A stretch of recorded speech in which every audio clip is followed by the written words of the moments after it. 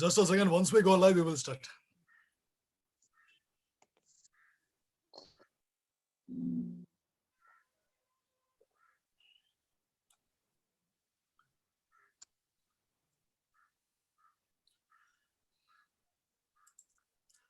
Yeah, fine.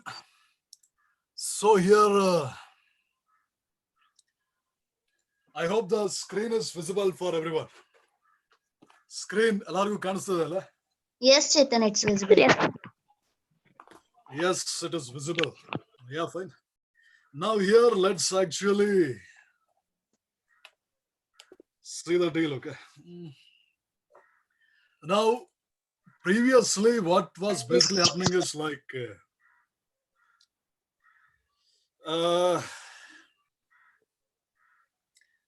like what was basically happening. First, we will start with corrections. And then we will go for, today we will finish all the models of oligopoly. Right. So here, when we are actually speaking about this corrections, yesterday, regarding yesterday's stuff, there are two stuffs I want to point out. One is,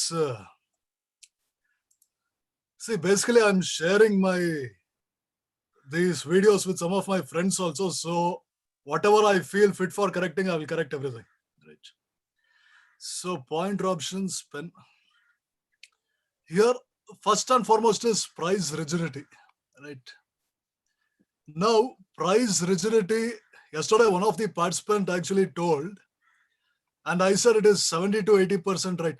See here, what is basically happening is price rigidity. Price rigidity basically, the explanation given by the participant is like, it's almost 95% correct, okay? 95 to 99% it's correct only. So here, again, I will just explain what price rigidity is. Okay, I will just explain it once more. See here, price rigidity andre, in oligopoly, obviously we know that there are few firms. Oligopoly alli ಕೆಲವು firms ಗಳಿರುತ್ತೆ. Now, when there are basically few firms in oligopoly, if one fellow is raising his price, ಒಬ್ಬ ಅವರ ಬೆಲೆ ಜಾಸ್ತಿ ಮಾಡಿದ್ರೆ, ಇನ್ನು ಮಿಕ್ಕದವರು ಅವ್ರ ಬೆಲೆ ಜಾಸ್ತಿ ಮಾಡಲ್ಲ. Because if the others, if he is increasing the price, it obviously means that his customers are going down. Our customers ಕಮ್ಮಿ ಆಗ್ತಾರೆ. So ಬೇರೆಯವರು ಅವ್ರ ಬೆಲೆನ ಜಾಸ್ತಿ ಮಾಡಲ್ಲ.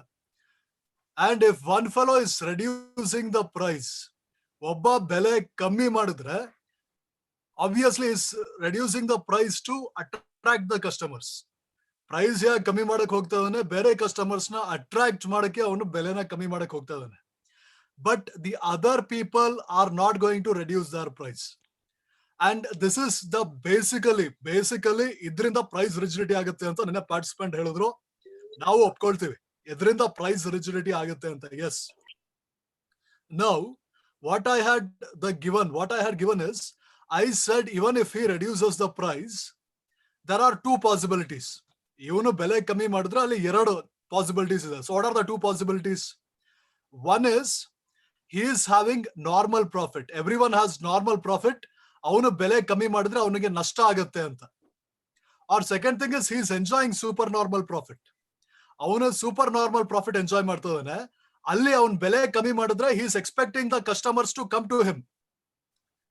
See, if everyone is having normal profit, ಎಲ್ಲಾರ ಹತ್ರನೂ ನಾರ್ಮಲ್ ಪ್ರಾಫಿಟ್ ಇದ್ದು ಆವಾಗ ಇವನು ಬೆಲೆ ಕಮ್ಮಿ ಮಾಡಿದ್ರೆ ಆವಾಗ ಇವನಿಗೆ ನಷ್ಟ ಆಗುತ್ತೆ. ಬೇರೆಯವರು ಅವ್ರ ಬೆಲೆ ಕಮ್ಮಿ ಮಾಡಿದ್ರೆ ಅವ್ರಿಗೂ ನಷ್ಟ ಆಗುತ್ತೆ. C, suppose the cost of production is 8 rupees.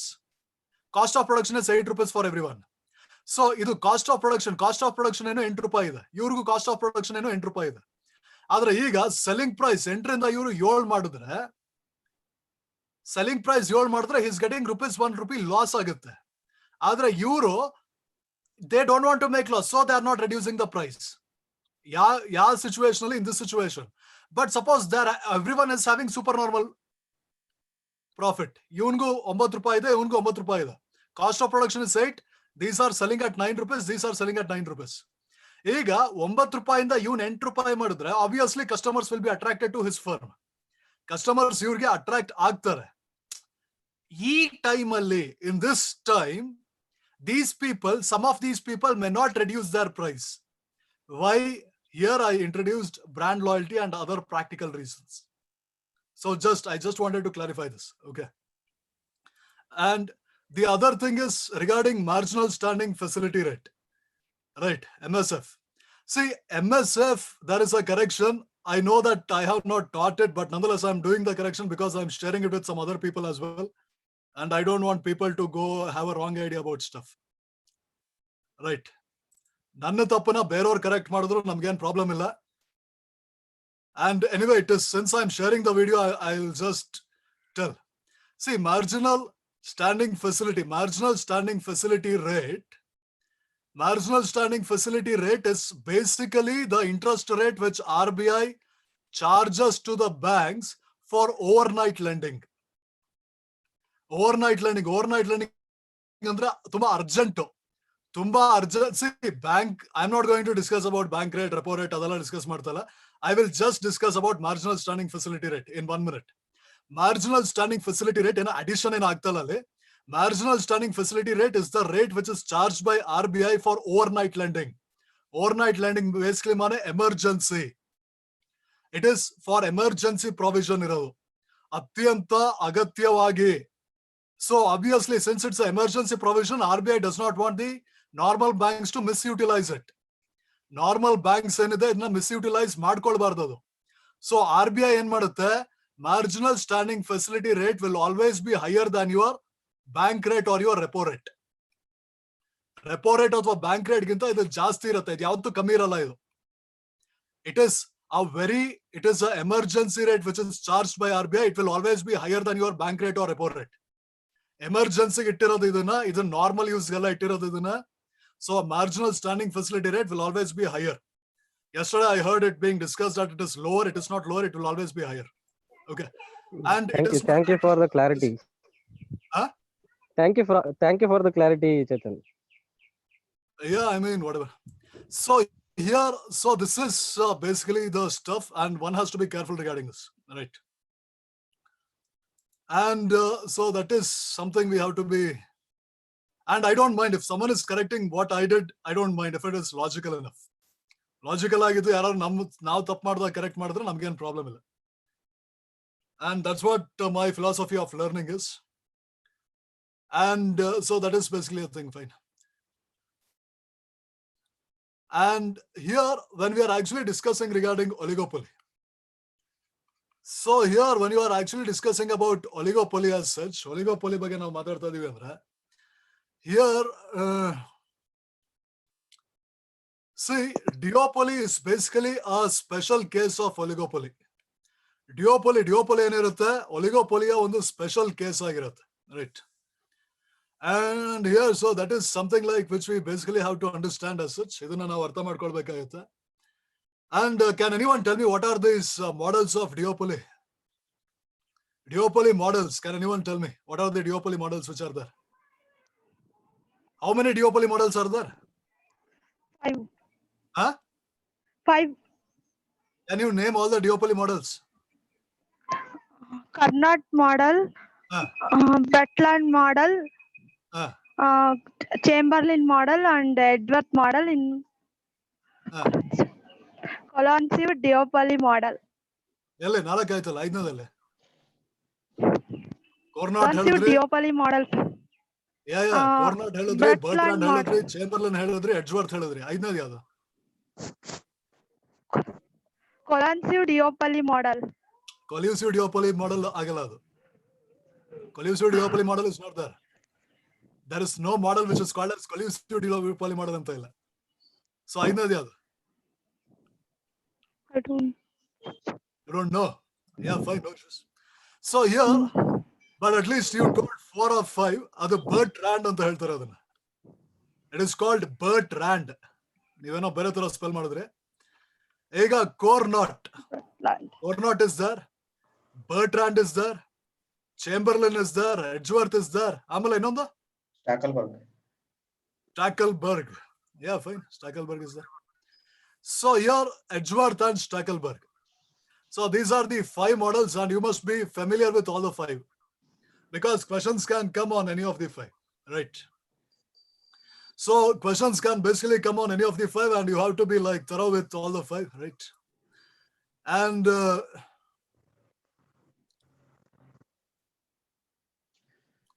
so here like basically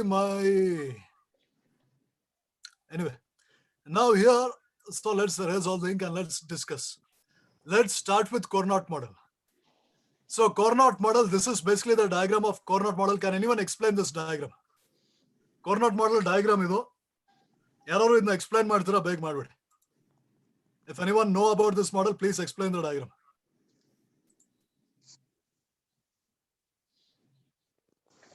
Cournot model idu, yararu explain ಮಾಡೋದಿದ್ರೆ ಮಾಡ್ಬಿಡಿ ಬೇಗ.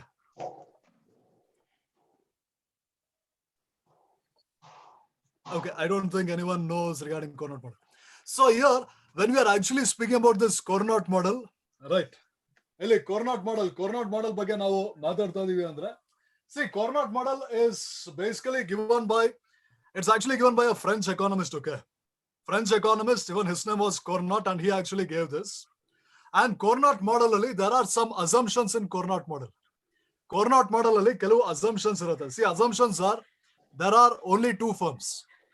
Obviously, this is a special case of duopoly. Special case of duopoly means obviously there are 2 firms. And apart from that, they are actually selling identical products. Enta products, they are selling identical products. Cournot, in his own example, he tells, both are selling mineral water anta ಹೇಳ್ತಾರೆ. ಒಂದು ಬಾವಿ ಇದೆ, there's a well. ಆ well ಅಲ್ಲಿ ಅವರು they are actually selling mineral water anta ಹೇಳ್ತಾರೆ. Right? And the other assumption is obviously the demand curve. The demand curve is linear. So ಇದನ್ನೆಲ್ಲ ಸುಮ್ಮನೆ ಕಾಗೆ ಅರ್ಥ ಕೇಳ್ತಾ ಇಲ್ಲ ಇಲ್ಲಿ. All these assumptions ಮೇಲೂ questions ಬರುತ್ತೆ. So you must be thorough with the assumptions. So the important assumptions are, demand curve is basically a linear sloping demand curve, and the elasticity will be equal to 1. They are selling identical products. There are 2 firms and they are selling mineral water. Right? Now here let's actually try to understand this model first. ಬೇಗ ಒಂದು 2-3 ನಿಮಿಷದಲ್ಲಿ model ಮುಗಿಸ್ತೀವಿ. So ದಯವಿಟ್ಟು ಗಮನ ಇಟ್ಟು ಕೇಳಿ, ಯಾಕಂದ್ರೆ this is important and it is better that you know the diagram. Diagram ಗೊತ್ತಿದ್ರೆ ಒಳ್ಳೇದು, diagram ಗೊತ್ತಿಲ್ಲ ಅಂದ್ರೆ ಬೈ ಹ್ಯಾಟ್ ಮಾಡ್ಬೇಕಾಗುತ್ತೆ. ಮಾಡ್ಲಿಲ್ಲ ಅಂದ್ರೆ risk is on you, okay? Risk ಇರೋದು ನಿಮ್ಮ ಮೇಲೆ. It depends upon you actually. And here let's actually see. Now initially what is happening, this is the demand curve. Initially basically this is the demand curve which is basically there. ಈಗ the first firm enters the market. First firm enters the market, obviously your marginal cost equals 0. Because we assume that the price of it is 0. And he sells for this and the entire this thing. OACP is the supernormal profit of the firm A. Firm A ಏನಾಗುತ್ತೆ, ಇದು supernormal profit ಆಗುತ್ತೆ. ಈಗ firm A is making profit, ಅದು supernormal profit ಮಾಡ್ತದೆ firm A. So ಈಗ the remaining demand, where is this thing? ಈಗ ಇಲ್ಲ ಈ ಸ್ಪೇಸ್ ಏನಿದೆ, ಇದು the remaining market. So the remaining market is your AD1. So AD1 is basically the remaining market. Now when we are actually speaking about this AD1, market ke firm B is actually entering. Firm B enters this market and firm B thinks, let me produce half of OD. That is, it will try to, half of AD is basically the market which is there for firm B. So half of AD ಏನು market ಇದೆ. So ಇವನೇನ್ ಮಾಡ್ತಾನೆ, ಆ ಅರ್ಧದಲ್ಲಿ half of AD1 which is there, he will produce half of AD1. Half of AD1. So which is nothing but firm B will produce 1/4 of the market. Firm B ಎಷ್ಟು ಇಲ್ಲಿ ಏನಿದು produce ಮಾಡ್ತದೆ, AB ಏನ್ produce ಮಾಡ್ತದೆ, ಇದು total ಓಡಿಗೆ ತಗೊಂಡ್ರೆ ಇದು it is 1/4 of OD. So 1/4 of OD produce ಮಾಡ್ತದೆ. So A was producing half of the market. Now B is producing 1/4 of the market.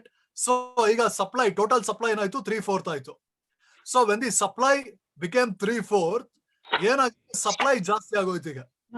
Now ಈಗ supply ಜಾಸ್ತಿ ಆದ್ಮೇಲೆ, so what is basically happening here the thing what here this fellow will actually assume is, ಇಲ್ಲಿ ಏನ್ ಅನ್ಕೊಳ್ತಾರೆ ಅಂದ್ರೆ, another person, firm A is assuming, all the statements are important. A ಏನ್ ಅನ್ಕೊಳ್ತಾನೆ ಅಂದ್ರೆ B's output will remain constant ಅಂತ ಅನ್ಕೊಳ್ತಾನೆ. A will assume B's output will remain constant and B will assume A's output will remain constant. This is an important statement in this thing, okay? A ಅನ್ಕೊಳ್ತಾನೆ B output constant ಆಗಿರುತ್ತೆ ಅಂತ, B ಅನ್ಕೊಳ್ತಾನೆ A output constant ಆಗಿರುತ್ತೆ ಅಂತ. So ಈಗ B ಏನ್ ಮಾಡಿದಾನೆ, he has supplied more in the market. So obviously the price is going to fall. Now what firm A actually does is, firm A will produce half of 1 minus 1/4. So half of 1 minus 1/4. So he will end up producing half of 3/4. He will actually start producing half of 3/4. So when you actually produce half of 3/4, it will be 3/8. So this fellow will start producing 3/8. And the other firm, see here, I hope I have put the table so that you people don't get confused. Now look here. Illi starting, and again, if you don't have anything to speak, don't unmute yourself. So here, starting alli, firm A was producing what? Firm A was producing half of it. Illi even idu half tagonda, half produce ಮಾಡ್ತದ firm A. Firm B ಬಂತು, firm B ಏನ್ ಮಾಡ್ತು, ಅವರು ಇನ್ ಮಿಕ್ಕಿದ half ಅಲ್ಲಿ he started producing 1/4. ಆಮೇಲೆ next ಇವನ್ 1/4 produce ಮಾಡಿದ್ನಲ್ಲ, so ಈಗ ಬೆಲೆ ಕಮ್ಮಿ ಆಗೋಗಿದೆ, supply has increased. So supply, this fellow was producing half, this fellow is producing 1/4. So here what happened, supply half plus 1/4, half plus 1/4 ಏನಾಯ್ತು, 3/4 ಆಗಿದೆ ಸಪ್ಲೈ. 3/4 ಸಪ್ಲೈ ಆದಾಗ ಏನಾಯ್ತು, ಪ್ರೈಸ್ ಹ್ಯಾಸ್ ಫಾಲನ್ ಡೌನ್. ಬೆಲೆ ಬಿದ್ದೋಗಿದೆ. ಬೆಲೆ ಬಿದ್ದೋಗಿರೋದ್ರಿಂದ ಮತ್ತೆ ಬೆಲೆನ ಏರಿಕೆ ಮಾಡಕ್ಕೆ, to increase the price, to increase the selling price, in order to increase the profit ನ ಜಾಸ್ತಿ ಮಾಡಕ್ಕೆ firm A ಏನ್ ಮಾಡ್ತಾರೆ, firm A will reduce half of the total market which is there. Half of the total market ಅಂದ್ರೆ ಏನು, total market is 1, B ಕ್ವಾಡ್ರ್ ತಗೊಂಡಿದ್ದಾರೆ, so it is 3/4, right? So it is half by 1 minus 1/4. So it is half by 3/4, which is actually 3/8, which is not given here, right? So here what is this basically happening, ಇವರು ಇನ್ ಮಿಕ್ಕಿದ್ದೇನು ಉಳಿದಿದೆ, see ಇಲ್ಲಿ 3/8 ಅಂತ mention ಆಗಿಲ್ಲ table ಅಲ್ಲಿ, ಆದ್ರೆ firm A is producing for 3/8. firm A 3/8 ಗೆ ಈಗ produce ಮಾಡ್ತಿದ್ದಾರೆ. ಈಗ ಇವ್ರು ಏನ್ ಮಾಡ್ತಾರೆ, he will assume that his output remains constant. ಇವನೇನ್ ಅನ್ಕೊಳ್ತಾನೆ, ಇವನ ಔಟ್ಪುಟ್ ಕಾನ್ಸ್ಟೆಂಟ್ ಆಗಿರುತ್ತೆ ಅಂತ. He will try to produce half of what this fellow is producing. So it is half of 1 minus 3/8, which equals 5/16. So this fellow will start 1 minus 1/16. So idu ee action reaction agi last ಅಲ್ಲಿ after n number of time, A will produce 1/3, B will produce 1/3. ಈಗ ನಾವೇನು explain ಮಾಡಿದ್ವಿ, ತುಂಬಾ simple ಆಗಿ explain ಮಾಡಿದ್ವು. Again I will just explain it, okay? ಈಗ ಏನಾಗ್ತಾ ಇದೆ ಅಂದ್ರೆ, see again I will tell in slowly, try to understand. So ಈಗ ಏನಾಗ್ತದೆ ಅಂದ್ರೆ, ಸ್ಟಾರ್ಟಿಂಗ್ ಅಲ್ಲಿ this was the entire market. So the entire market equals 1. So firm A ಬಂದಿದೆ. Firm A, when the firm A comes, they will produce for half of the market, right? So when they actually produce for half of the market, he is having supernormal profit. ಈಗ firm B ಬಂದಿದೆ. firm B ಆಗ್ಲೇ firm A half of the market ಅವ್ನು ತಗೊಂಡಿದ್ದಾನೆ. ಇವ್ರೇನ್ ಮಾಡ್ತಾರೆ, ಅರ್ಧಕ್ಕೂ ಅರ್ಧ produce ಮಾಡ್ತಾರೆ. ಮಾಡಿದ್ರೆ he is producing quarter ಬಂದು ಇವನು ಒಂದ್ ಸ್ವಲ್ಪ ಸೂಪರ್ ನಾರ್ಮಲ್ ಪ್ರಾಫಿಟ್ ತೆಗಿತಾ ಇದ್ದಾನೆ. ಆದ್ರೆ ಸಪ್ಲೈ ಜಾಸ್ತಿ ಆದ್ಮೇಲೆ ಪ್ರೈಸ್ ಕಮ್ಮಿ ಆಗೋಯ್ತು. ಪ್ರೈಸ್ ಕಮ್ಮಿ ಆದ್ಮೇಲೆ ಸೂಪರ್ ನಾರ್ಮಲ್ ಪ್ರಾಫಿಟ್ ಕಮ್ಮಿ ಆಗೋಗಿದೆ. ಸೊ ಇವನೇನ್ ಮಾಡ್ತಾನೆ, firm A in the second round ಏನ್ ಮಾಡ್ತಾನೆ ಅಂದ್ರೆ, ಈಗ he will see the total market is 1/4. ಅದ್ರದ್ದು ಇವನು ಅರ್ಧ he will produce. So 1/4 the arda is nothing but 3/8. It's not 3/4, it's actually 3/8. 3/8. So ಇವನ್ ಏನ್ ಮಾಡ್ತಾನೆ, 3/8 ಪ್ರೊಡ್ಯೂಸ್ ಮಾಡ್ತಾನೆ. ಇನ್ನು ಅರ್ಧ ಏನು ಉಳಿದಿದೆ 3/8 ಅಲ್ಲಿ. So 1 minus 3/8 the firm is producing. The remaining thing ಏನು 5/16 ಏನಿದೆ, 5/16 this fellow will produce. So ಇವನ್ ಏನ್ ಮಾಡ್ತಾನೆ, again the supply has, his profit has gone down. Again he will produce half of what is the remaining. Again that fellow will produce half of what is remaining. This fellow will produce half of what is remaining. Here, action and reaction, action and reaction, action and reaction keeps on happening. And finally, A will produce 1/3 and B will produce 1/3. So here, see, I'm not preparing you for a ES exam. What you basically have to understand is the gist of it you have to understand. ಇಲ್ಲಿ gist ಏನು ಅರ್ಥ ಮಾಡ್ಕೊಳ್ಬೇಕಂದ್ರೆ ನೀವು firm A and firm B are assuming each other's output will remain constant. Firm A ಮತ್ತೆ firm B ಏನು ಅನ್ಕೊಳ್ತಾ ಇದಾರೆ ಇನ್ನೊಬ್ರದ್ದು constant ಆಗಿರುತ್ತೆ ಅಂತ. They will not learn from their mistake. And finally, they will reach equilibrium. When firm A produces 1/3, firm B produces 1/3. Firm A 1/3 produce ಮಾಡ್ತಾನೆ, firm B 1/3 produce ಮಾಡ್ತಾನೆ. ಆವಾಗ ಅಲ್ಲಿ equilibrium reach ಆಗ್ತಾರೆ. Okay. So here, the final equilibrium is not shown in the diagram. The final equilibrium will be somewhere like this. Final equilibrium will be reached like this, where firm A is producing 1/3, firm B is producing 1/3, remaining 1/3 will remain no one. So here in Cournot oligopoly, there are some things which we have to understand actually. The things we have to understand is, first and foremost, there are two firms. They are producing identical products. And not only they are producing identical products, the marginal cost or the cost of production for the identical products are zero. The example which the Cournot, that is the French economist, has actually taken, he has actually taken mineral water as the example. And apart from that, we have to understand how the equilibrium is reached actually, right? So each are producing 1/3, and here the variable, the variable, the variable stuff is, the variable is output. Output is being changed here. Here Cournot does not speak about price, he speaks about change in output. Output is more important for Cournot rather than price. So ಇಲ್ಲಿ Cournot ಅಲ್ಲಿ output ತುಂಬಾ ಮುಖ್ಯವಾದ roll ನ ಅದು ತಗೊಳುತ್ತೆ. ಏನು output ಜಾಸ್ತಿ important role ತಗೊಳುತ್ತೆ, ಪ್ರೈಸ್ ಅಲ್ಲ. Output is the driving factor in the changes which happens. And finally Cournot model ಅಲ್ಲಿ equilibrium is reached. Cournot model ಅಲ್ಲಿ stable equilibrium reach ಆಗುತ್ತೆ. ಯಾವಾಗ ಆಗುತ್ತೆ? Each producer produce 1/3 and combined production is 2/3. ಈಗ ಏನೇನು statement ಕೊಟ್ಟ ಎಲ್ಲ ಕ್ವಶನ್ ಆಗುತ್ತೆ. ಇಲ್ಲಿ ತನಕ ಏನೇನು ಸ್ಟೇಟ್ಮೆಂಟ್ ನಾವು ಹೇಳಿದ್ವಿ ಎಲ್ಲಾ ಸ್ಟೇಟ್ಮೆಂಟು ಕ್ವಶನ್ ಅಲ್ಲಿ ಬರುತ್ತೆ, ಅದಕ್ಕೇನೆ ಎಲ್ಲ ಹೇಳಿದ್ದು. So that is basically a thing. Now I hope everyone are familiar with this Cournot model. ಈಗ ಒಂದು ರೇಂಜ್ಗೆ ಅರ್ಥ ಇದೆಯಾ ಎಲ್ಲರಿಗೂ? ಏನಾದ್ರು ಡೌಟ್ ಇದ್ರೆ ಕೇಳಿ. If you have any doubts in Cournot model, ask me. I am going forward now. ಇನ್ನು 4 ಮಾಡಲ್ discuss ಮಾಡ್ಬೇಕಿಲ್ಲ. Doubt ಇದ್ರೆ ಕೇಳಿ, ಡೌಟ್ ಇಲ್ಲ ಅಂದ್ರೆ ನಾವು ಮುಂದೆ ಹೋಗ್ತೀವಿ. ಮೌನಂ ಸಮ್ಮತಿ ಲಕ್ಷಣಂ. I am going forward. Next is, see, whatever ಏನೇನು explain ಮಾಡ್ದೆ, I have just put it here. Okay. Next is Bertrand model. Now Bertrand model, can anyone explain me Bertrand model? Bertrand model,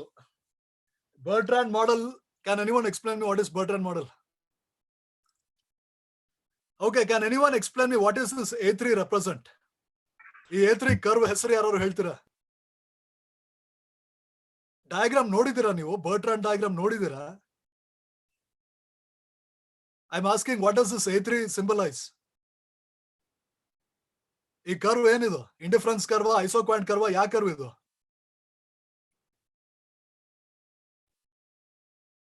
Which curve is this? Have you even seen the curve? Okay, anyway. Now this is actually called as isoquant curve alla idu, indifference curve alla idu. Idana ya curve anta karitare?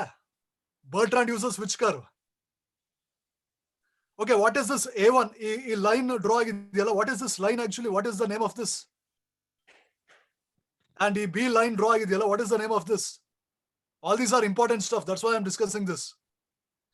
ಇಲ್ಲಿ ಒಂದು line draw ಮಾಡಿದಲ್ಲ, ಈ line ಏನಂತ ಕರಿತೀವಿ ನಾವು? Contract curve. Contract curve ಅಲ್ಲ, diagram ಆರು ನೋಡಿ, ಇಲ್ಲಿ ಬೀಸ್ ರಿಯಾಕ್ಷನ್ ಕರ್ವ್ ಅಂತ ಇದೆ ತಾನೆ. This line which is passing through this minimum point, this is called reaction curve of firm B. Reaction curve of firm B. And this is also the reaction curve of firm A. So how are the reaction curves of any firm derived? ಒಂದು firm ಇನ್ reaction curve ನಾವು ಹೇಗೆ derive ಮಾಡ್ತೀವಿ? Okay, I don't think you have seen the diagrams actually. Diagrams ನೋಡಿಲ್ಲ ಅಂತ ಅನ್ಕೊಳ್ತೀನಿ, ಯಾಕಂದ್ರೆ diagrams ನೋಡಿದ್ರೆ you should be familiar with the reaction curve and iso profit curve. So this is basically the iso profit curve. And one more thing I am telling you, okay, ನಿಮ್ಮ ಯಾವ್ದು ನಾವು ಹೇಳಿದೀನಿ true man ಅಲ್ಲಿ ಎಲ್ಲಾ ಡಯಾಗ್ರಾಮ್ಗಳು ಇಲ್ಲ, ಅಲ್ಲಿ ಬರೀ summary ಕೊಟ್ಟಿದ್ದಾರೆ ಅಷ್ಟೇ. ಆದ್ರೆ ನಿಮ್ಮ ನೆಟ್ ಎಕ್ಸಾಮ್ ಅಲ್ಲಿ ಅವರು ಸರಿಯಾಗಿ ಹೆಂಗೆ ಅಲ್ಲಿ the questions will be in detail in depth. Diagram ನಿಮಗೆ ಐಡಿಯಾ ಇಲ್ಲ ಅಂದ್ರೆ ನೀವು ಯಾವ ಕ್ವಶನ್ ಪ್ರಾಕ್ಟೀಸ್ ಮಾಡಿ ಅಲ್ಲಿ ಸಮ್ಮರಿ ಓದ್ಕೊಳ್ಳಿ, ಅದು ವರ್ಕೌಟ್ ಆಗಲ್ಲ. ಹೇಳ್ತಾ ಇದೀವಿ ನೋಡಿ, I not scaring anyone, I am just telling you the plain fact. ಕೆಲವು ಡಯಾಗ್ರಾಮ್ಸ್, ಆ ಡಯಾಗ್ರಾಮ್ ನಮಗ್ ಡ್ರಾ ಮಾಡಕ್ ಬಂದಿಲ್ಲ ಅಂದ್ರೂ ಆ ಡಯಾಗ್ರಾಮ್ ಅಲ್ಲಿ ಏನಿದೆ ಅಂತಾರು ನಮ್ಗೆ ಒಂದು ಐಡಿಯಾ ಇರಬೇಕು. Even if you don't know the diagram to draw, even if you have not by hearted the diagram, you should be knowing what is there in the diagram at least. Illa andra, it's not going to happen actually. So here, here's Chetan, reaction. Huh? can you please suggest any textbook which have these diagrams? See, when you go for this advanced microeconomics by Ahuja, Jingan has written one microeconomics and another he has written advanced microeconomics anta innond book bardidare Jingan. See, it is not necessary that you have to buy the textbooks. Even you will get these diagrams you know in some reputed websites also which are dedicated for economics. Okay. See, basically that's what I'm telling. You must be having some idea anyway. And see, it's not that I'm going to handle all the papers, okay? ಯಾವುದೇ paper ಆಗಿರ್ಲಿ, ನಾನೇ ಆಗಿರ್ಲಿ, ಯಾರೇ ಆಗಿರ್ಲಿ, I am telling you, I know that it is recorded. That's why I am telling you. ನಾವೇನ್ ಹೇಳ್ತೀವಿ ಅದೇ ಖಂಡಿತ ಅಲ್ಲ. ಪಾಠ ಮಾಡುವಾಗ ಕೆಲವು ಸಲ ತಪ್ಪಾಗ್ಬೋದು, ಬೇರೆಯವರು ತಪ್ಪು ಮಾಡ್ಬೋದು, ನಾವು ತಪ್ಪು ಮಾಡ್ಬೋದು.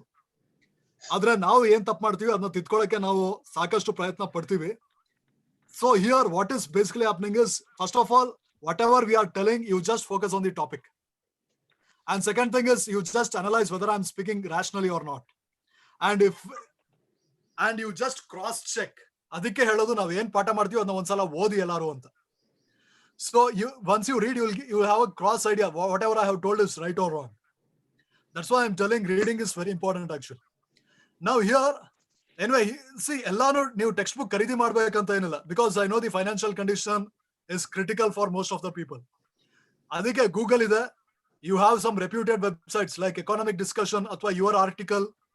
You just type this, you type ಮಾಡಿ Bertrand model of duopoly and you tell detailed explanation.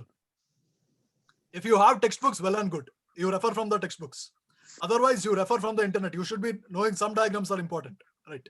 ಕೆಲವು diagrams ತುಂಬಾನೇ important ಆಗುತ್ತೆ, diagrams ಇಲ್ಲ ಅಂದ್ರೆ ಮಾರ್ಕ್ಸ್ ಹೋಗುತ್ತೆ, ನೀರ್ ತರ ಹೋಗುತ್ತೆ. So here this is actually called as iso profit curve. And ಈ ವೆಬ್ಸೈಟ್ಸ್ ಅಲ್ಲಿ ಡಯಾಗ್ರಾಮ್ ಸಿಕ್ಕಿದ್ರೆ ಎಕ್ಸ್ಪ್ಲನೇಷನ್ ಚೆನ್ನಾಗಿರಲ್ಲ, ಎಕ್ಸ್ಪ್ಲನೇಷನ್ ಇದ್ರೆ ಡಯಾಗ್ರಾಮ್ ಚೆನ್ನಾಗಿರಲ್ಲ. It is complementary. Textbook ಮತ್ತೆ websites, so it is complementary. They cannot be substitutes. Okay.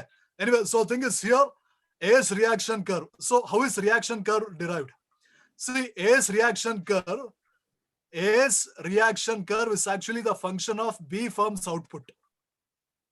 A's reaction curve ಏನಾಗಿರುತ್ತೆ, firm B output ಮೇಲೆ depend ಆಗಿರುತ್ತೆ. firm B reaction curve ಏನಾಗಿರುತ್ತೆ, firm Aದು A output ಮೇಲೆ depend ಆಗಿರುತ್ತೆ. A output ಎಷ್ಟು ಮಾಡ್ತಾನೆ ಅದ್ರ ಮೇಲೆ ಬಿ ಔಟ್ಪುಟ್ ಡಿಪೆಂಡ್ ಆಗಿರುತ್ತೆ. ಬಿ ಔಟ್ಪುಟ್ ಎಷ್ಟು ಮಾಡ್ತಾನೆ ಅದ್ರ ಮೇಲೆ ಎ ರಿಯಾಕ್ಷನ್ ಕರ್ವ್ ಡಿಪೆಂಡ್ ಆಗಿರುತ್ತೆ. ಆಮೇಲೆ ಈ ಕರ್ವ್ಗಳು ಇದೆಯಲ್ಲ, A1, A2, A3, B1, B2, B3, these are called as iso profit curve. So iso profit curve is actually derived from, reaction curve can also be derived from iso profit curves. Reaction curve na iso profit curve indanu ನಾವು derive ಮಾಡಬಹುದು. And Bertrand actually derives the reaction curves from the iso profit curves. Bertrand ಏನ್ ಮಾಡ್ತಾರೆ, ಏನು reaction curves ಇರುತ್ತೆ, ಆ reaction curves ನ iso profit curve ಇಂದ ಅವರು ಡಿರೈವ್ ಮಾಡ್ತಾರೆ.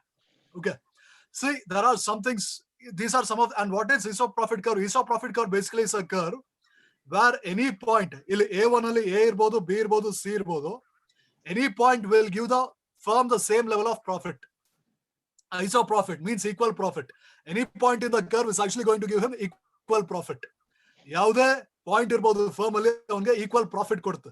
So that is what you actually call as iso profit curve, right? See, I need not explain this thoroughly explain ಏನ್ ಮಾಡೋದು ಬೇಕಾಗಿಲ್ಲ. ಇಲ್ಲಿ ಏನೇನು ಇಂಪಾರ್ಟೆಂಟ್ ಅದನ್ನ ಎಕ್ಸ್ಪ್ಲೇನ್ ಮಾಡ್ಕೊಂಡು ಹೋಗ್ತೀವಿ. So what is important, what is iso profit curve, how is the A's reaction curve derived? How is B's reaction curve is derived? A's reaction curve, B's reaction curve, the yadru the function no. So here and how he's actually deriving it. So here what he actually tells is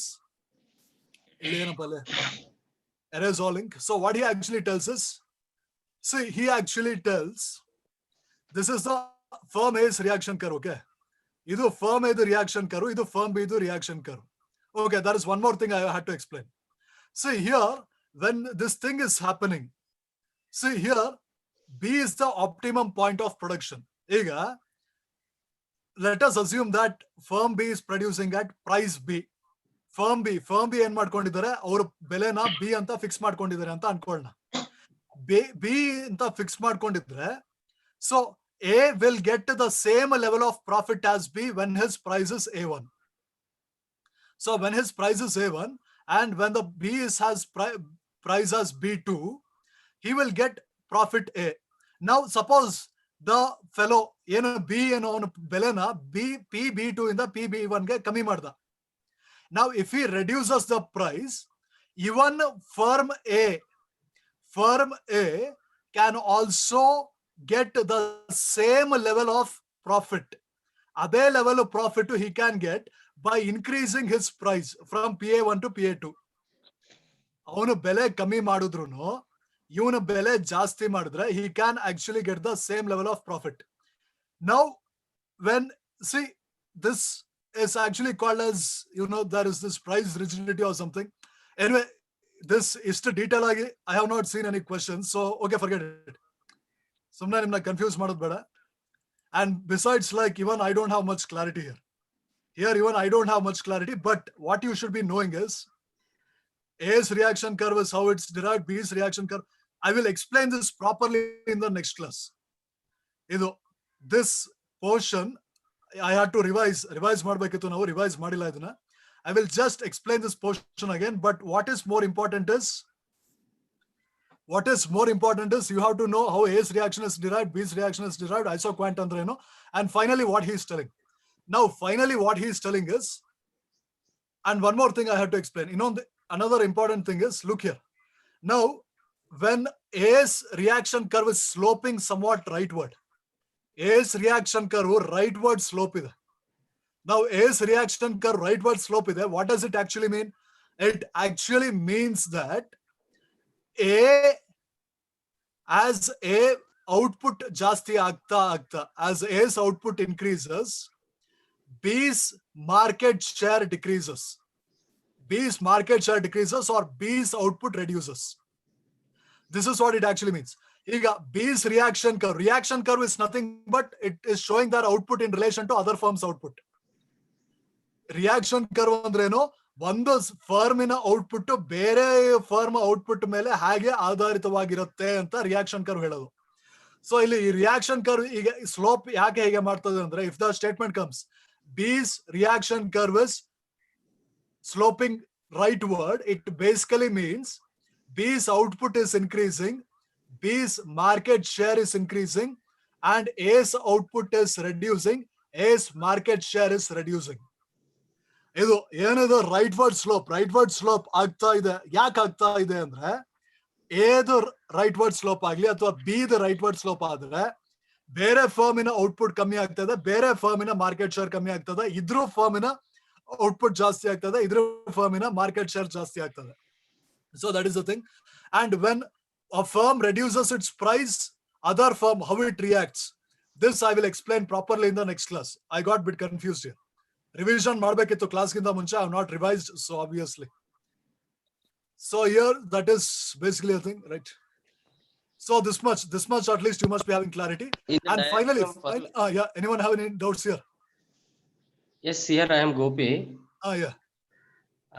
In the first diagram, that Yeah, in the first diagram. A's reaction curve is very close to y-axis. That means the B firm. Yes, reaction curve is Very close to y-axis, which shows the B firm activities, B firm output. no. Wait. So that means what? The B firm has been increasing the output comparing to the A firm. No. Look here. This is y-axis, x-axis. This is the price. ಇಲ್ಲಿ output ಬಗ್ಗೆ ಮಾತಾಡ್ತಲ್ಲ ನಾವು. This is price of B and this is price of A. This is not output. Don't confuse it as output. It's not output. This is price of A and this is price of B. And reaction curve here is derived on the basis of isoprofit curves. Reaction curve definition ಕೊಟ್ವಿ ನಾವು. Reaction curve definition ಏನು? The output which is produced by firm A, output of firm A which it is producing is a function of output of firm B anta ನಾವು. I actually gave the definition, but in this diagram that is the reaction curve. But in this diagram the x-axis and the y-axis is representing the price of A and price of B. It is not representing the output. Output is just this reaction curve is derived from the isoprofit curves. Reaction curve isoprofit curve ಇಂದ ಇಲ್ಲಿ derive ಆಗಿರೋದು. I just gave the definition of the reaction curve ನಾವು definition ಕೊಟ್ವಿ. ಆಮೇಲೆ ಇಲ್ಲಿ reaction curve ಹೀಗೆ ಹೋಗ್ತಾ ಇದ್ರೆ, if it is a rightward sloping reaction curve and if it is A's reaction curve ಅಂತ ಇದ್ರೆ ಅದು rightward slope ಆಗ್ತಾ ಇದ್ರೆ ಇಲ್ಲಿ ಬೆಲೆಗೂ ಅದಕ್ಕೂ ಸಂಬಂಧ ಇಲ್ಲ. I mean, when I'm speaking about the reaction curve, ಇಲ್ಲಿ reaction curve ಬಗ್ಗೆ ಮಾತಾಡ್ತದ್ದು. reaction curve ಹೀಗೆ ಹೋಗ್ತಾ ಇದ್ರೆ, reaction curve is not nothing but it is the output which A is producing in relation for B's output. Here the price is, the x-axis and y-axis is speaking about the price, but I am just speaking about the reaction curve. ನಾನು ಬರೀ reaction curve ಬಗ್ಗೆ ಮಾತಾಡ್ತಾ ಇದ್ದೀನಿ. reaction curve ಹೀಗೆ ಹೋಗ್ತಾ ಇದ್ರೆ, A reaction curve ಈಗ rightward slope ಆಗಿದ್ರೆ ಅದರ ಅರ್ಥ ಏನು? A ಔಟ್ಪುಟ್ ಜಾಸ್ತಿ ಇದೆ, B ಔಟ್ಪುಟ್ ಕಮ್ಮಿ ಇದೆ ಅಂತ. B ಔಟ್ಪುಟ್ ಕಮ್ಮಿ ಇದೆ, A ಮಾರ್ಕೆಟ್ ಶೇರ್ ಜಾಸ್ತಿ ಆಗ್ತಾ ಇದೆ, B ಮಾರ್ಕೆಟ್ ಶೇರ್ ಕಮ್ಮಿ ಆಗ್ತಾ ಇದೆ ಅಂತ. Here the x-axis and y-axis are not exactly speaking about output. They are speaking about the price. I hope I made myself clear. Yes. Sorry. They are actually speaking about they are speaking about the price only. They are speaking about the price. Have I made myself clear? Yes. Or if you have any issues? No, I got. I thought that axis showing the output here. It's not showing output, it's showing the price. And that's why I said, see, this is one definition and the other definition is the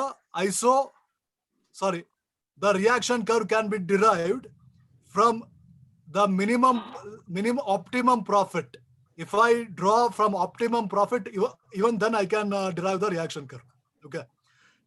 Optimum profit ಏನಿದೆ, this is the optimum production profit. Right. Even if I draw like this, then I will get it. Right.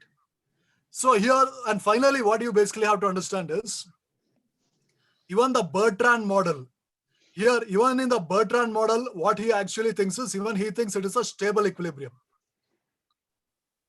See, finally, there is a point E.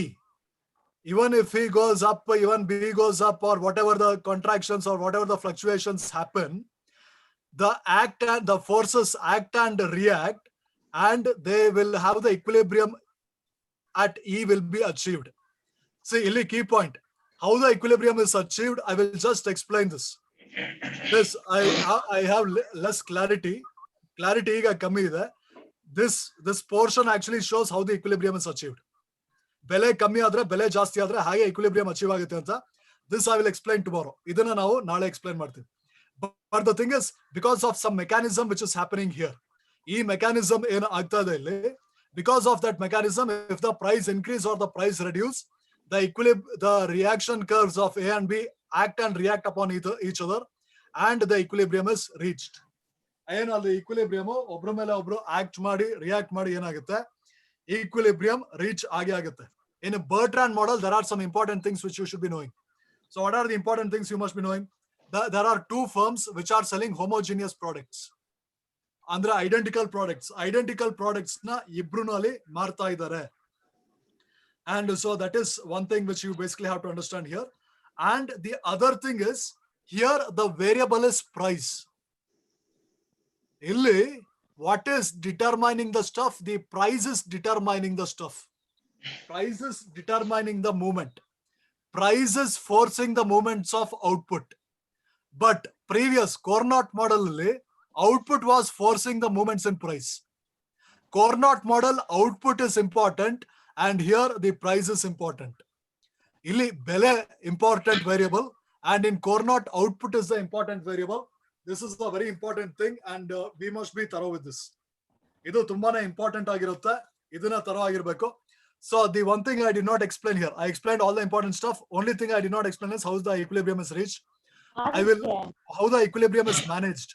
That I will explain in the next class. Anyone have any issues here? Ili yargar ಏನಾದ್ರು issues ಇದೆಯಾ? Okay. Next is Edgeworth model of duopoly. See here, Edgeworth model of duopoly. Now, obviously, it was given by Edgeworth, and here we basically have to understand is seller assumes his rival price instead of output to remain constant.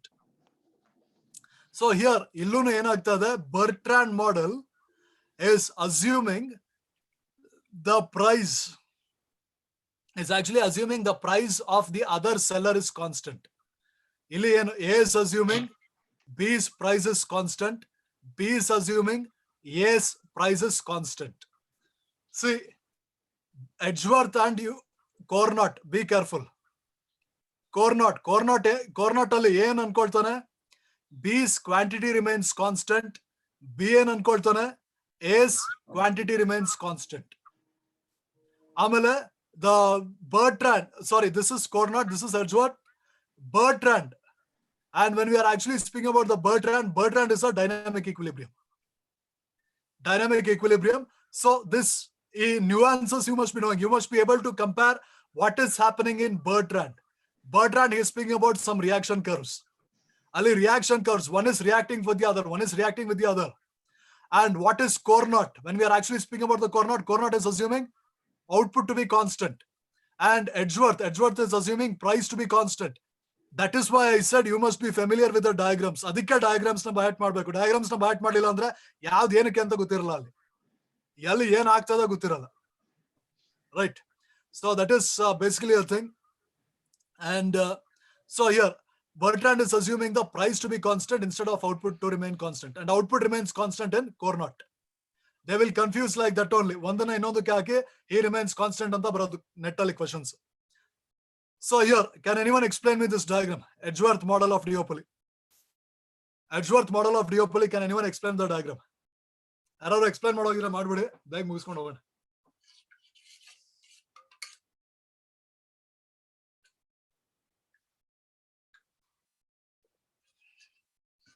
Yeah, fine. So here I will explain this. Now, what is basically happening is DDA is basically the demand curve. DDA, no, demand curve of firm A. And DDB, no, it is actually a demand curve of firm B. And obviously this demand curves are linear demand curves. ಈ ಎರಡು demand curve ಏನಿದೆ ಅದು linear demand curve ಆಗಿರುತ್ತೆ ಎರಡು. ಓಕೆನಾ? So here demand curve is basically the linear demand curve. Now, what is happening? ಈಗ firm A market ಗೆ ಬಂದಿದೆ. Now firm A has basically come to the market and he wants to earn supernormal profit. ಅವನೇನ್ ಮಾಡ್ಬೇಕು? Supernormal profit earn ಮಾಡ್ಬೇಕು. So A will produce. ಇಲ್ಲಿ firm A, he wants to earn supernormal profit. So A is producing OQ. ಅವನು OQ produce ಮಾಡ್ತಾನೆ. So ಇಲ್ಲಿ firm B ಬಂದಿದೆ market ಗೆ. Even he wants to earn supernormal profit. He is producing OQ1. ಅವನೇನ್ ಮಾಡ್ತಾನೆ? Sorry, OQ dash. He actually produces OQ dash. Now, ಈಗೇನಾಯ್ತು? Both the firms enter the market simultaneously. ಇಬ್ರುನು market simultaneous ಆಗಿ enter ಮಾಡಿದ್ರು. So this fellow is producing OQ at OP2. This is producing OQ dash at OP2. ಇವನು OQ ಏನು produce ಮಾಡ್ತಾನೆ? OP2 ಅಲ್ಲಿ produce ಮಾಡ್ತಾನೆ. ಇವನು OQ dash ಅಲ್ಲಿ ಪ್ರೊಡ್ಯೂಸ್ ಮಾಡ್ತಾನೆ. OP2 ಅಲ್ಲಿ ಪ್ರೊಡ್ಯೂಸ್ ಮಾಡ್ತಾನೆ. Right. ಈಗ so these people will think, now this fellow wants to capture the share of his market. He wants to capture the share of his market. Now you have to be very careful. Now previously I had told, what I had told, he actually thinks the rival's price will be constant. ಈ game ಶುರು ಆಗದೆ ಇದರಿಂದ. ಈಗ ನೋಡಿ, now just assume A is thinking ಇಲ್ಲಿ ಏನೋ the price of the rival is constant ಅಂತ ಅನ್ಕೊಳ್ತಾರೆ ಇಲ್ಲಿ. ಸೊ ಏನ್ ಅನ್ಕೊಳ್ತಾನೆ, ಬಿ OP2 ಪ್ರೈಸ್ ಅಲ್ಲೇ ಮಾರ್ತಾ ಇದ್ದಾನೆ ಅನ್ಕೊಳ್ತಾನೆ, ಇವನು OP2 ಪ್ರೈಸ್ ಅಲ್ಲೇ ಮಾರ್ತಾ ಇರ್ತಾನೆ ಅನ್ಕೊಳ್ತಾನೆ. He wants to capture his market. Capture ಮಾರ್ಕೆಟ್ಗೆ ಇವನೇನ್ ಮಾಡ್ತಾನೆ, he will slightly undercut the price. ಬೆಲೆನ ಚೂರೇ ಚೂರು ಎ ಕಮ್ಮಿ ಮಾಡ್ತಾನೆ. ಎ ಚೂರೇ ಚೂರು ಕಮ್ಮಿ ಮಾಡಿದಾಗ ಬಿ ಏನ್ ಮಾಡ್ತಾನೆ, B is losing the market. ನಾವು ಎ ಪ್ರೈಸ್ ನ ಕಮ್ಮಿ ಮಾಡಿದಾಗ ಬಿ ಏನಾಗ್ತದೆ, ಅವನ ಮಾರ್ಕೆಟ್ ಕಳ್ಕೊಳ್ತಾನೆ. ಸೊ ಬಿ ಏನ್ ಮಾಡ್ತಾನೆ, B will again undercut the price. ಅದನ್ನ ನೋಡಿ ಮತ್ತೆ ಏನ್ ಮಾಡ್ತಾನೆ, he will undercut the price. B ಏನ್ ಮಾಡ್ತಾನೆ, he will undercut the price. These people keep on undercutting the price of each other till the point their cost of production equal selling price. Cost of production selling price equal ಆಗೋಗುತ್ತೆ. ಈಗ there is one more opposite. ಈಗ ಇನ್ನೊಂದು opposite, this opposite forces will act and react.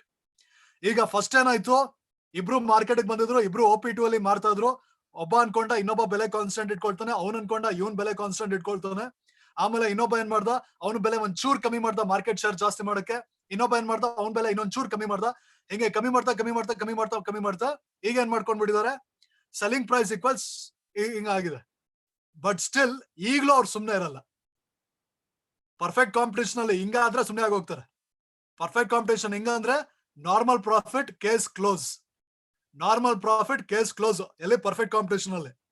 But here it case will not close. Edgeworth model ಅಲ್ಲಿ ಏನಾಗುತ್ತೆ ಅಂದ್ರೆ, Edgeworth will tell the other fellow will think that ಈಗ ಬೆಲೆ ಕಮ್ಮಿ ಮಾಡ್ಬಿಟ್ಟಿದ್ದಾನೆ, normal profit ಅಲ್ಲಿ ಮಾರ್ತಾ ಇದ್ದಾನೆ ಅವನು. If he is selling in a normal profit, what the other fellow will think, ಈ ಬೆಲೆಯಲ್ಲಿ see this fellow is saying OM1 of output. ಇವನೇನ್ ಅನ್ಕೊಳ್ತಾನೆ, ಇವನು OM. ಸೊ ಇಬ್ರು ಏನ್ ಅನ್ಕೊಳ್ತಾರೆ, ಈಗ ಸೈಮಲ್ಟೇನಿಯಸ್ಲಿ ಬೋತ್ ವಿಲ್ ಥಿಂಕ್ ಇನ್ನೊಬ್ಬನ ಸಪ್ಲೈ ಎಕ್ಸಾಸ್ಟ್ ಆಗುತ್ತೆ ಅಂತ ಅನ್ಕೊಳ್ತಾರೆ. ಈಗ ಏನ್ ಅನ್ಕೊಳ್ತಾರೆ, ಏನೋ ಅವನು ಪದಾರ್ಥ ಮಾರ್ಕೆಟ್ ಅಲ್ಲಿ ಇಷ್ಟಿಷ್ಟು ಮಾರ್ತಾದ್ರೆ ಡೈಲಿ. ಈಗ suppose if I have 100 goods, initially I was selling 5 goods, now I am selling 20 goods. ಈಗ ಸ್ಟಾರ್ಟಿಂಗ್ ನಾನು 5 goods ಮಾರ್ತಾ, ಈಗ ನಾನು 20 goods ಮಾರ್ತಾ ಇದ್ದೀನಿ. ಈಗ 5 goods ಮಾರ್ತಾ ಇದ್ರೆ ನಾನು 20 ದಿನ ನಾನು ಮಾರ್ಬೋದು. 20 goods ಮಾರ್ತಾ ಇದ್ರೆ ನಾನು 5 ದಿನದಲ್ಲಿ ನಂದು ಸ್ಟಾಕ್ ಖಾಲಿ ಆಗೋಗುತ್ತೆ. In 5 days itself my stock will get over. So now what the other person is thinking, since he is selling more at a less price, since other person is selling more and he is selling at a less price, ಜಾಸ್ತಿ ಕಮ್ಮಿ ಬೆಲೆಗೆ ಮಾರ್ತಾ ಇರೋದ್ರಿಂದ ಅವನ್ stock ಬೇಗ ಖಾಲಿ ಆಗೋಗುತ್ತೆ. ಅವನ ಸ್ಟಾಕ್ ಬೇಗ ಖಾಲಿ ಆಗೋಗತ್ತೆ ಅಂತ ಇನ್ನೊಬ್ಬ ಅನ್ಕೊಂಡು ಅವನ ಬೆಲೆನ ಒಂದ್ ಸ್ವಲ್ಪ ಜಾಸ್ತಿ ಮಾಡ್ತಾನೆ. ಇನ್ನೊಬ್ಬನ್ ಸ್ಟಾಕ್ ಖಾಲಿ ಆಗೋದ್ರೆ, ಸಿ 100 ಇದೆ ಅಂತ ಅನ್ಕೊಳ್ಳೋಣ. ಐ ಆಮ್ ಅಸ್ಯೂಮಿಂಗ್ 100 ಅಲ್ಲಿ 50 ಖಾಲಿ ಆಗೋಗುತ್ತೆ ಅಂತ ನಾನು ಅಸ್ಯೂಮ್ ಮಾಡ್ಕೊಳ್ತಾ ಇದೀನಿ. ಅಂದ್ರೆ ನನ್ನ ಪ್ರಕಾರ ಬರೀ 50 ಇರುತ್ತೆ ಮಾರ್ಕೆಟ್ ಅಲ್ಲಿ ಅಂತ. I will slightly reduce the price, slightly increase the price. Now what I am thinking the other fellow stock will get over, so I am slightly raising the price. The other person, he is thinking my stock will get over and he will slightly increase the price, and I am thinking his stock will get over, I'll slightly increase the price. So ಅಲ್ಲೇನಾಗ್ತದೆ, ಬೆಲೆ P1 ಇಂದ P2 ಹೋಗುತ್ತೆ, P2 ಇಂದ P1 ಹೋಗುತ್ತೆ, P1 ಇಂದ P2 ಹೋಗುತ್ತೆ, P2 ಇಂದ P1. ಅದು ಇಲ್ಲೂನು ಇರಲ್ಲ. It will be fluctuating between P1 and P2. Again, in Edgeworth model, we are seeing somewhat a dynamic equilibrium. ಇಲ್ಲಿ ಮತ್ತೆ ಅಲ್ಲಿ dynamic equilibrium ನಾವು ನೋಡ್ತಾ ಇದ್ದೀವಿ, right? So that is the Edgeworth stuff. ಇಲ್ಲಿ Edgeworth, so that is basically a thing which you basically have to understand regarding Edgeworth. ಅಂದ್ರೆ ಬೆಲೆ ಕಮ್ಮಿ ಆಗ್ತಾ ನಾರ್ಮಲ್ ಪ್ರಾಫಿಟ್ ಗೆ ಬರುತ್ತೆ.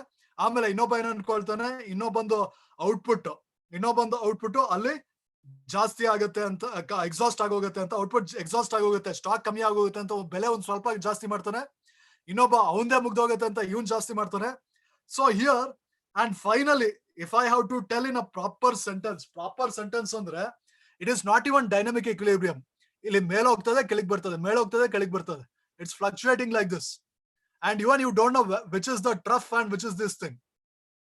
ಮೇಲಿನ ಭಾಗ ಯಾವುದು, ಕೆಳಗಿನ ಭಾಗ ಯಾವುದು, ಅದು ನಿಮಗೆ ಗೊತ್ತಿಲ್ಲ, ಎಲ್ಲೋ ಹೋಗ್ತದೆ ಅದೇ ಗೊತ್ತಿಲ್ಲ. If I have to tell in one word, if I have to tell, it is not equilibrium at all, it is disequilibrium. Edgeworth model does not speak about equilibrium. Edgeworth model, there is a disequilibrium, and I just explained how disequilibrium is happening. Edgeworth model ಅಲ್ಲಿ equilibrium ಇಲ್ಲ, ಅಲ್ಲಿರೋದೇ disequilibrium. And ಈಗ ತಾನೇ explain ಮಾಡಿದ್ವಿ disequilibrium ಹೇಗಿರುತ್ತೆ ಅಂತ.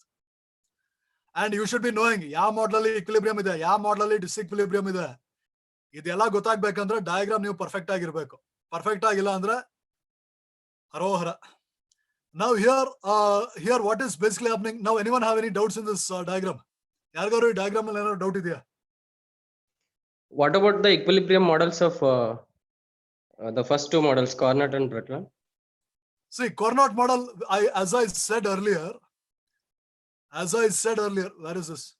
As I said earlier, Carnot model will be in equilibrium when each producer produces 1/3 and 1/3.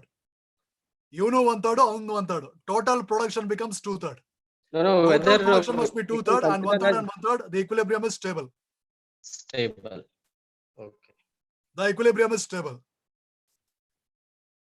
Carnot. And next you have the Bertrand. Bertrand dynamic equilibrium, but nonetheless equilibrium is there. And this thing, and you have Edgeworth model. Edgeworth model, the equilibrium is not there. It is a constant move of disequilibrium. Right. So that is basically a thing, and this is basically the diagram. Right. And Stackelberg. So we have Stackelberg, and here Stackelberg is a special case. You have both equilibrium and disequilibrium depending upon the scenario. Stackelberg is basically a unique model in the sense, ಇಲ್ಲಿ ತನಕ we were speaking about equilibrium, we are speaking about disequilibrium, equilibrium, disequilibrium. But Stackelberg, when we are actually speaking about the Stackelberg is something like you have both equilibrium and disequilibrium here. So can anyone explain me Stackelberg model? Stackelberg model. Can anyone explain me the Stackelberg model? Stackelberg model. ಯಾರು explain ಮಾಡೋದಿದ್ರೆ explain ಮಾಡ್ಬಿಡಿ, ಬೇಗ ಮುಗಿಸ್ಕೊಂಡು ಹೋಗೋಣ. There are two diagrams in Stackelberg model. If anyone wants to explain, please explain.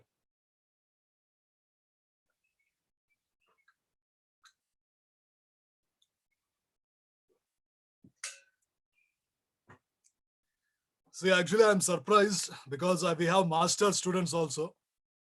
And master students micro macro ಇಷ್ಟರಲ್ಲಿ ಆಗಿರ್ಬೇಕು.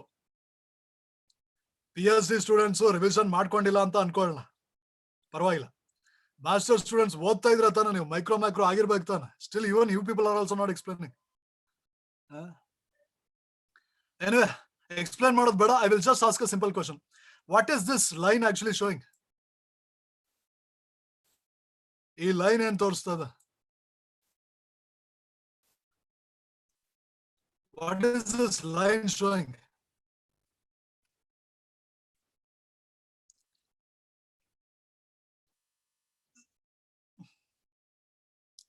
Yeah, what is this line showing? It's actually the reaction curves. These lines are nothing but it is the reaction curves, okay? Now we will actually see, when we are actually speaking about the Stackelberg, when we are actually saying there are four possibilities. Wait. Did I miss something? Stackelberg, Edgeworth, Bertrand, Chamberlain, Carnot. Carnot agitala. Yeah. So we are in the fifth. Now we last bandidhi. So here, when we are actually speaking about the Stackelberg. Now, when we are actually speaking about this Stackelberg, okay, Stackelberg. One second, Huchegowda sir are supposed to come.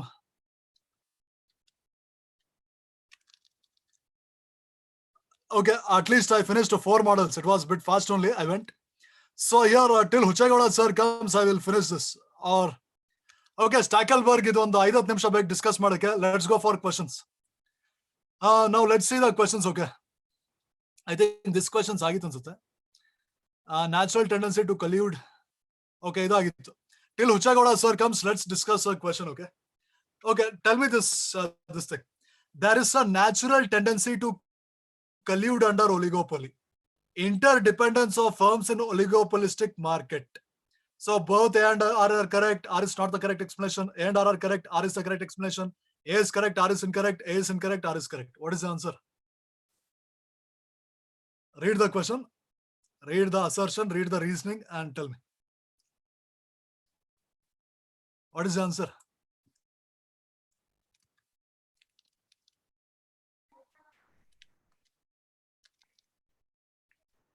there is a natural tendency to collude under oligopoly. Oligopoly collusion ಆಗೋ ಸಾಧ್ಯತೆ ಇದೆ. Interdependence of firms. So what is the answer? B. B is the answer. Yeah. See, in exam, see, this I had lifted from previous net question paper, okay? And I have seen in net question paper, repetition will not be there, context will be the same. Unless and of course you are fluent in English, net exam, see, become fluent in English, okay? I mean, I'm saying even for master students, I was saying read newspaper and everything. And Huchagowda sir, every day sir uploads newspaper. At least editorial you can read. I mean, anyway, your wish. Now here, let's see this. K by L, capital L by labor will adjust through time to equilibrium value of the ratio. Technical coefficients of production are fixed. So what is the answer? Capital by labor will adjust through time. And a previous question gave B answer, okay? Na? So capital by labor will adjust through time to the equilibrium value of the ratio. Technical coefficients of productions are fixed. A and R are correct, not the explanation. A and R are correct, is the explanation. A is correct, R is incorrect, A is incorrect, R is correct. So what is the answer?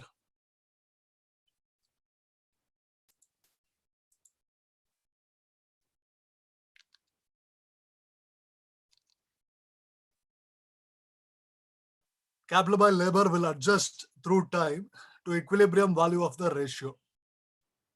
Technical coefficients of the production are fixed.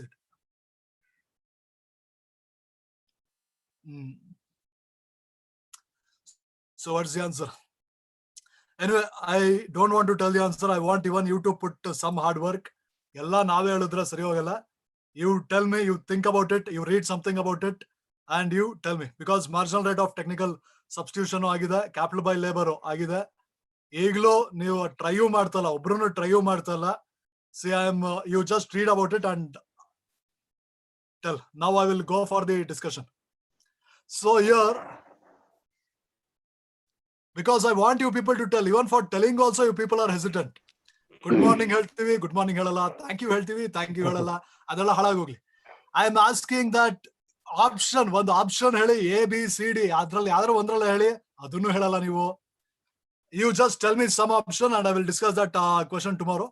I will just see this, okay? And here, Stackelberg model of duopoly. I'm going to start this and let's see if Huchagowda sir has come. Otherwise, I will start and finish off this discussion and we can end the class.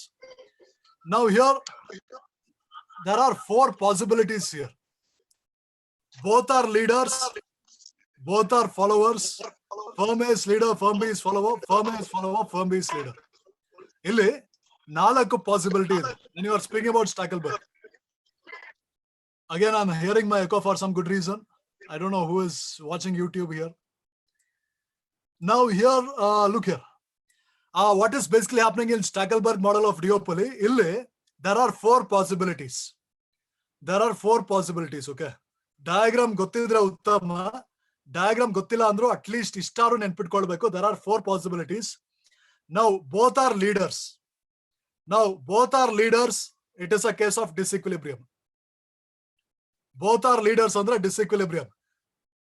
ನಾನೇ ಮೇಲು ಇಬ್ರು ನಾನೇ right ನಾನ್ ತಲೆ ತಗ್ಸಲ್ಲ ಅಂತ ಇಬ್ರು ಆಡ್ತಾ ಇದ್ರೆ ಅಲ್ಲಿ ಈಕ್ವಿಲಿಬ್ರಿಯಂ ಬರೋ ಚಾನ್ಸೇ ಇಲ್ಲ. ಈಗ now both are saying okay, you are right, okay, you are right. ನೀನ್ correct, ನೀನ್ correct. ನೀನ್ correct. Here will equilibrium will be there. ಇಲ್ಲಿ equilibrium ಇರುತ್ತಾ ಅಲ್ಲಿ? Yes. Yes, because both are agreeing for each other. Firm A is leader, firm B is follower. Okay, you are only correct. Yes, boss. Again, equilibrium is there. Firm A is follower, B is leader. Again, equilibrium is there. So equilibrium, disequilibrium. Disequilibrium happens when both are leaders. Disequilibrium ಯಾವಾಗ ಆಗುತ್ತೆ? ಇಬ್ರು leader ಆಗಿದ್ದಾರೆ. Right. So that is basically a thing which is happening. And now the diagrams. We have to be careful with the diagrams. See, I'm telling you, diagrams ಗೊತ್ತಿದ್ರೆ it is good for you. Diagrams ಗೊತ್ತಿಲ್ಲ ಅಂದ್ರೂ KSET exam pass ಮಾಡ್ಕೊಳ್ಬಹುದು. ಅದೇನ್ problem ಇಲ್ಲ. Net exam pass ಆಗೇ ಆಗುತ್ತೆ, ಅದು doubt, diagram ಗೊತ್ತಿಲ್ಲ. So here what is basically happening, look here, x o y, right? Again Huchaigoda sir was supposed to come because I don't want to take the session of professors here. Now look here, now tell me among these two which is representing equilibrium and which is representing disequilibrium. ಎರಡರಲ್ಲಿ ಯಾವ್ದು equilibrium? Suppose ಇದು figure 1 ಅಂತ ಅನ್ಕೊಳ್ಳೋಣ, figure 2 ಅಂತ ಅನ್ಕೊಳ್ಳೋಣ. ಯಾವ್ದು equilibrium ತೋರಿಸ್ತದೆ, ಯಾವ್ದು ಡಿಸ್ಇಕ್ವಿಲಿಬ್ರಿಯಂ ತೋರಿಸ್ತದೆ? Figure 1, figure 2 ಯಾವ್ದು ಈಕ್ವಿಲಿಬ್ರಿಯಂ, ಯಾವ್ದು ಡಿಸ್ಇಕ್ವಿಲಿಬ್ರಿಯಂ? ಎಕ್ಸಾಮ್ ಅಲ್ಲಿ ಡಯಾಗ್ರಾಮ್ ಕೊಟ್ಟು ಹಂಗೇನೆ ಹಾರಿಸ್ಬಿಡ್ತಾರೆ ಮಾರ್ಕ್ಸ್ ನ. ಈಗ ನೋಡಿ, this is equilibrium and this is disequilibrium. 1 is equilibrium and 2 is disequilibrium. Okay, so here, see here, it is reaching, and look here, it is moving away, and I will just explain how this is happening. So here what is happening is, I will just explain the diagrams, and after that we are going to end the class because sir had told sir is going to engage, so I have not prepared for taking for 2 hours. Prepare means I am prepared mentally, but I don't have these slides. Now look here, what is happening is, if A and B both are followers anta ankold, A and B both are followers. Now this is the reaction curve. This is basically the reaction curve. This reaction curve is based on price. This reaction curve is based on price. So here means Bertrand, it's almost similar to Bertrand model. Bertrand model alli enagittu same ade ತರ ಆಗುತ್ತೆ. So here what is happening, this reaction curve is based on price and this reaction curve is derived based on output. This reaction curve is derived on basis of output. This reaction curve is derived on basis of price. Price in the sense profit. Profit curves in the derive ಆಗಿರೋದು. These people, this reaction curves is derived on the basis of output. So your reaction curve can be derived on the basis of output as well as on the basis of isocost curves. Isocost curve ಇಂದನೂ ಅದನ್ನ derive ಮಾಡಬಹುದು, output ಇಂದನೂ ಅದನ್ನ derive ಮಾಡಬಹುದು. Similar to your, when the reaction curve derived from the output, can we consider that as isoconts? no. Reaction curve is reaction curve. Okay. How it is isoquant? This is showing various levels of output. This output is different. This output is different. This output is different, right? 2, 4, 6. When you are speaking about the isoquant, all the points. Wait, where is this thing? Yeah, look here. ಇಲ್ಲಿ 2, ಇಲ್ಲಿ 4, ಇಲ್ಲಿ 6. But when you are actually speaking about isoquant, any this thing you take, the combination of both will be same. You are taking labor and capital. Isoquant curve is derived with the help of factors of production. And here, and it will show, any point will show same unit of output. 10, 10, 10. Output will be the same. You are going to vary labor and capital. ಇಲ್ಲಿ labour ಮತ್ತೆ capital ನ ನೀವು change ಮಾಡ್ತೀರಾ, output same ಇರುತ್ತೆ. ಅದರಲ್ಲಿ output change ಆಗ್ತದೆ. ಇಲ್ಲಿ output will be 2, output will be 4, output will be 6. So reaction curves shows different levels of output. Isoquant curve shows same level of output for different combinations of factors of production. In isoquant curve, each and every point will show the same level of output. But in reaction curve, each and every point is going to show different level of output. I hope I made myself clear.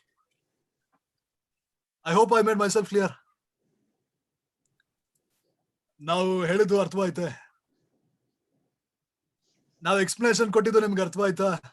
One more time explain, please. Yeah. Now look here. Isoquant curve. ಈಗ isoquant curve ಅಂದ್ರೆ ಏನು? Isoquant curve is basically a curve which shows various combinations of labor and capital. ಏನು ತೋರಿಸುತ್ತೆ?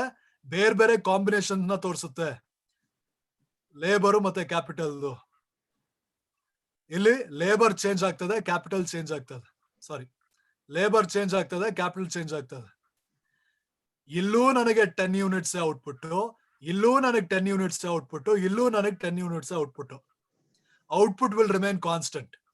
ಆದ್ರೆ reaction curve ಅಲ್ಲಿ, if I draw reaction curve like this or anyway, So E point it will be 2 output. Here it will be 4 output. Here it will be 10 output. So my output is varying in reaction curve. Reaction curve ಅಲ್ಲಿ output ಅಲ್ಲಿ ಹೆಚ್ಚು ಕಮ್ಮಿ ಆಗುತ್ತೆ, ಅಲ್ಲ ಹೆಚ್ಚಾಗುತ್ತೆ ಅಥವಾ ಕಮ್ಮಿ ಆಗುತ್ತೆ. ಅದ್ ಈಸೋ ಕ್ವಾಂಟ್ ಕರ್ವ್ ಅಲ್ಲಿ ಎಲ್ಲಾ ಪಾಯಿಂಟ್ ಅಲ್ಲೂ ಸೇಮ್ ಔಟ್ಪುಟ್ ಇರುತ್ತೆ. So I hope I made myself clear. Yes, Yes, yes. I got. And one more information, Chetan. Yeah, Gowda sir, for somehow Gopi, your voice is not clear actually. Can you speak a bit louder? Yes. Yeah. Yes. Just now, Gowda sir has called me, Ah, and he has informed he has one meeting, Hmm. and he will engage class at sharp 11:30. 11:30. Yeah, fine. Okay. So we will. Okay. Sir called me. I did not receive. Okay, here. Yeah, fine. So here 11:13 is this thing, right? So in 10 minutes we will finish this, and then 11:30 Huchaigoda sir is going to engage. Yeah, I hope this is clear, right? Either clear ಆಯ್ತು ಅಂತ ಅನ್ಕೊಳ್ತೀವಿ. Now let's actually see here, and I'll just explain the diagrams and we can wind up this, right? Now look here. Now when both the firms are followers, here when both the firms are basically followers, ಇಲ್ಲಿ ಎರಡು firm ಅನ್ನು follower ಅಂತ ಅನ್ಕೊಳ್ಳೋಣ. Now when both the firm are follower, if LA increases the price, LB also increases the price. So they will reach a point at equilibrium. Now if these people are reducing the price, even the other fellow will reduce the price. Again they will reach equilibrium, right? So that is how here these people are going to go for equilibrium. Now the second thing, here what is happening, ಇಲ್ಲಿ follower, both are followers ಆಗಿರ್ಬೋದು, ಇಲ್ಲ both one is leader ಆಗಿರ್ಬೋದು, ಇಲ್ಲ A is leader ಆಗಿರ್ಬೋದು ಅಥವಾ B is leader ಆಗಿರ್ಬೋದು. ಮೂರ್ ಸಿನಾರಿಯೋನು same explanation. But here ಇಲ್ಲಿ if one reduces his output, the other increases his output. Here it is inverse. ಒಬ್ಬ ನಾನು ಈ ದಾರಿ ಅಂತ ಅವನ್ ಡೌನ್ ಬಂದ್ರೆ, ಇನ್ನೊಬ್ಬ ನಾನು ಆ ದಾರಿ ಅಂತ ಅವನ್ ಅಲ್ಲಿ ಹೋಗ್ತಾನೆ. ಇನ್ನೊಬ್ಬ ನಾನು ಆ ದಾರಿ ಅಂತ ಅವನ್ ಅಪ್ಪ ಬಂದ್ರೆ, ಇನ್ನೊಬ್ಬ ನಾನು ಈ ದಾರಿ ಅಂತ ಡೌನ್ ಬರ್ತಾನೆ. ಒಬ್ಬ ಇಲ್ಲಿ ಬರೋ ಅಷ್ಟ್ರಲ್ಲಿ ಇನ್ನೊಬ್ಬ ಅಲ್ಲಿಂದ ಆಚೆ ಹೋಗಿರ್ತಾನೆ. ಇಲ್ಲ ಇವನ್ ಇಲ್ಲಿ ಬರ್ತಾ ಇದ್ರೆ ಇವನ್ ಇಲ್ಲಿಂದ ಆಚೆ ಹೋಗಿರ್ತಾನೆ. One reduces the output, the other increases the output. The other increases the output, the other decreases the output. So the reaction will be like this. If I say 2 plus 2 is 5, other person will tell 2 plus 2 is 6. If he tells 2 plus 2 is 7, I will tell 2 plus 2 is 9. So finally we are not going to agree on anything. Whatever I am telling, the other person is opposing. Whatever I am telling, the other person is opposing. So when things like that is happening, ಆ ರೀತಿ ಅಲ್ಲಿ ಆಗ್ತಾ ಇರೋದ್ರಿಂದ, so here in the Stackelberg model, you have one case of disequilibrium when both are leaders, and you have case of equilibrium when what is basically happening when everything is happening like this. Okay, so that is a Stackelberg model. So we completed all the 5 models. All 5 models complete agida. Now there You is are not explaining Chamberlain. Yes, I hope you have explained. You are four not models. explaining Chamberlain model. Chamberlain I have not explained. Yeah, fine, I'll explain now. Now Chamberlain model. See, when this Chamberlain model is also happening, here Chamberlain model I did not explain. Are you sure? 100%? Yeah, sure. Yeah, fine. So yeah, Chamberlain I have not explained, right? Because Chamberlain Cournot, the diagram is almost same. So yeah, fine. So here Chamberlain duopoly model, again Chamberlain has given a model, and now we are actually going to explain this Chamberlain's duopoly model. Now Chamberlain's duopoly model, again what he actually assumes is, Chamberlain's duopoly model is a special case. Special case in the sense he assumes there is interdependence. Interdependence basically means there is collusion. There is possibility of collusion.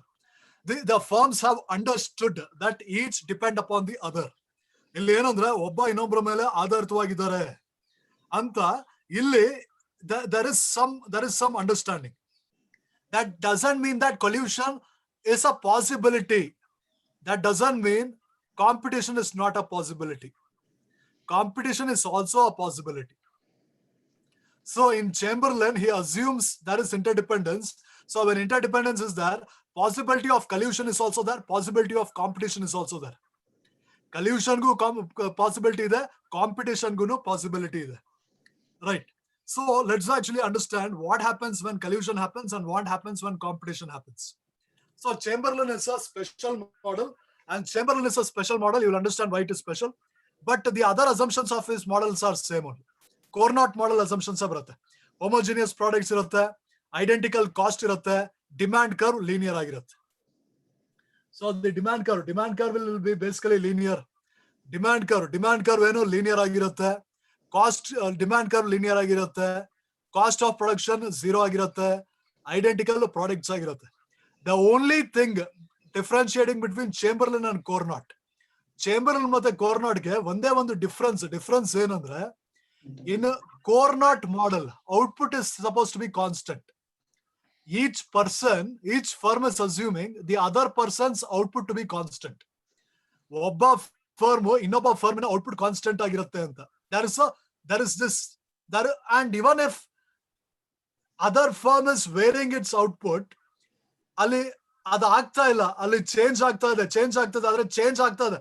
ಈಗ ಒಬ್ರು ನಿಮಗೆ ಮೋಸ ಮಾಡ್ತಾ ಇದ್ರೆ ಆದ್ರೂ ಅವ್ರ ಜೊತೆನೆ ಇರ್ತೀರಾ ನೀವು, ಪಾಠ ಕಲಿದೆ. Such things happen in Cournot. Or someone is not respecting you, but still you are dealing with them only for whatever good reason. In life, obviously, we cannot walk away from everything. Life ಅಲ್ಲಿ ಕೆಲವು ಅನಿವಾರ್ಯ ಪರಿಸ್ಥಿತಿಗಳಿಂದ ನಾವು ಅನುಭವಿಸಬೇಕಾಗುತ್ತೆ. But in Cournot, what is basically happening is, Cournot ಅಲ್ಲಿ what basically happens is the other person will not learn from the other person's reaction. ಒಂದು firm ಇನ್ನೊಂದು firm reaction ಇಂದ ಅವನು ಕಲಿಯಲ್ಲ, ಅವನು ಪಾಠ. So that is basically a thing. But here, one person is not learning from the other person's reaction. That is an important statement in Cournot model. Cournot model is an important statement. Firms are not going to learn from each other. Now, in Chamberlain, there is a possibility of collusion and competition because of interdependence. Interdependence in the collusion agbodu, competition agbodu. ಈಗ competition ಆದ್ರೆ Chamberlain model will become Cournot model. Competition ಆದ್ರೆ Chamberlain model ಏನಾಗುತ್ತೆ, Cournot model ಆಗಿ ಹೋಗುತ್ತೆ. Cournot model ಗೆ ಏನ್ explanation ಕೊಟ್ಟಿದ್ವಿ, that holds good for Chamberlain model if there is competition in the market. ಯಾಕೆ ಅಂದ್ರೆ, you just observe Cournot model, what was happening. I was assuming his output to be constant and I am producing half of the other remaining stuff which is there. ಅವನು ಎಷ್ಟು produce ಮಾಡ್ತಾ ಇದ್ದಾನೆ demand curve ಅಲ್ಲಿ. Suppose demand curve is 10. I was initially producing 5. ಅವನು 5 ಅಲ್ಲಿ ಅರ್ಧ ಅಂದ್ರೆ he was producing 2.5. ಈಗ ನಾನೇನ್ ಮಾಡ್ತೀನಿ, I will produce half of 7.5. ಈಗ ನಾನು half of 7.5, it will be around 3.25. Sorry, half of I will produce 1 minus 2.5. Next, half of 1 minus 2.5 will be, it is half of 7.5, which is 3.25 ಏನೋ ಬರುತ್ತೆ. So he will start producing half of 1 minus 3.25. So ನಾನು ಏನು produce ಮಾಡ್ತೀನಿ ಅದರಲ್ಲಿ ಏನು ಮಿಕ್ಕಿರುತ್ತೆ ಒಂದರಲ್ಲಿ ಅದನ್ನ ಅವನು ಮೈನಸ್ ಮಾಡ್ಕೊಂಡು, because here the elasticity of demand is suppose to be equal to 1. So here demand curve elasticity 1. So the entire market we are assuming it as 1. So unity ಅಂತ ನಾವು ಅಸ್ಯೂಮ್ ಮಾಡ್ಕೊಂಡು ನಾವು ಗೇಮ್ ಆಡ್ತಾ ಇದೀವಿ. ಅಂದ್ರೆ ಅವನೆಷ್ಟು produce ಮಾಡ್ತಾನೆ ಅದರಿಂದ ನಾನು ಒಂದ್ ಸ್ವಲ್ಪ ಕಮ್ಮಿ ಮಾಡ್ತೀನಿ, ಇನ್ನೊಂದ್ ಸ್ವಲ್ಪ ಕಮ್ಮಿ, ಹಂಗೆ ಮಾಡ್ಕೊಂಡು finally each will cell for 1/3 and 1/3. ಅಂದ್ರೆ ಏನು ಕಾಂಪಿಟೇಷನ್ ಆಗ್ತದೆ, competition. So when Chamberlain model ಅಲ್ಲಿ ಕಾಂಪಿಟೇಷನ್ ಆದ್ರೆ ಚೇಂಬರ್ಲಿನ್ ಮಾಡೆಲ್ ಕೋರ್ನಾಟ್ ಮಾಡೆಲ್ ಆಗೋಗುತ್ತೆ. ಅದೇ ಚೇಂಬರ್ಲಿನ್ ಮಾಡೆಲ್ ಅಲ್ಲಿ ಕಲ್ಯೂಷನ್ ಆದ್ರೆ ಏನಾಗುತ್ತೆ? In the same Chamberlain model, if ಕಲ್ಯೂಷನ್ is happening, what will happen, that I will explain it. If Chamberlain model ಅಲ್ಲಿ competition ಆದ್ರೆ ಚೇಂಬರ್ಲಿನ್ಗೂ ಕೋರ್ನಾಟ್ಗೂ ಯಾವ ಡಿಫ್ರೆನ್ಸು ಇಲ್ಲ. ಆದ್ರೆ ಚೇಂಬರ್ಲಿನ್ ಮಾಡೆಲ್ ಅಲ್ಲಿ ಕಲ್ಯೂಷನ್ ಆದ್ರೆ ಏನಾಗುತ್ತೆ ಅಂತ ಹೇಳ್ತೀವಿ. Okay, so if anyone wants to explain, please be my guest. ಯಾರು ಎಕ್ಸ್ಪ್ಲೈನ್ ಮಾಡೋಗಿದ್ರೆ ಎಕ್ಸ್ಪ್ಲೈನ್ ಮಾಡ್ಬಿಡಿ, ಒಂದು 5 ನಿಮಿಷ ಆಗುತ್ತೆ ಎಕ್ಸ್ಪ್ಲೈನ್ ಮಾಡಕ್ಕೆ. If anyone wants to explain, you can explain. I don't have any issues here. Okay, fine. I'll explain. Yeah, fine, I'll explain.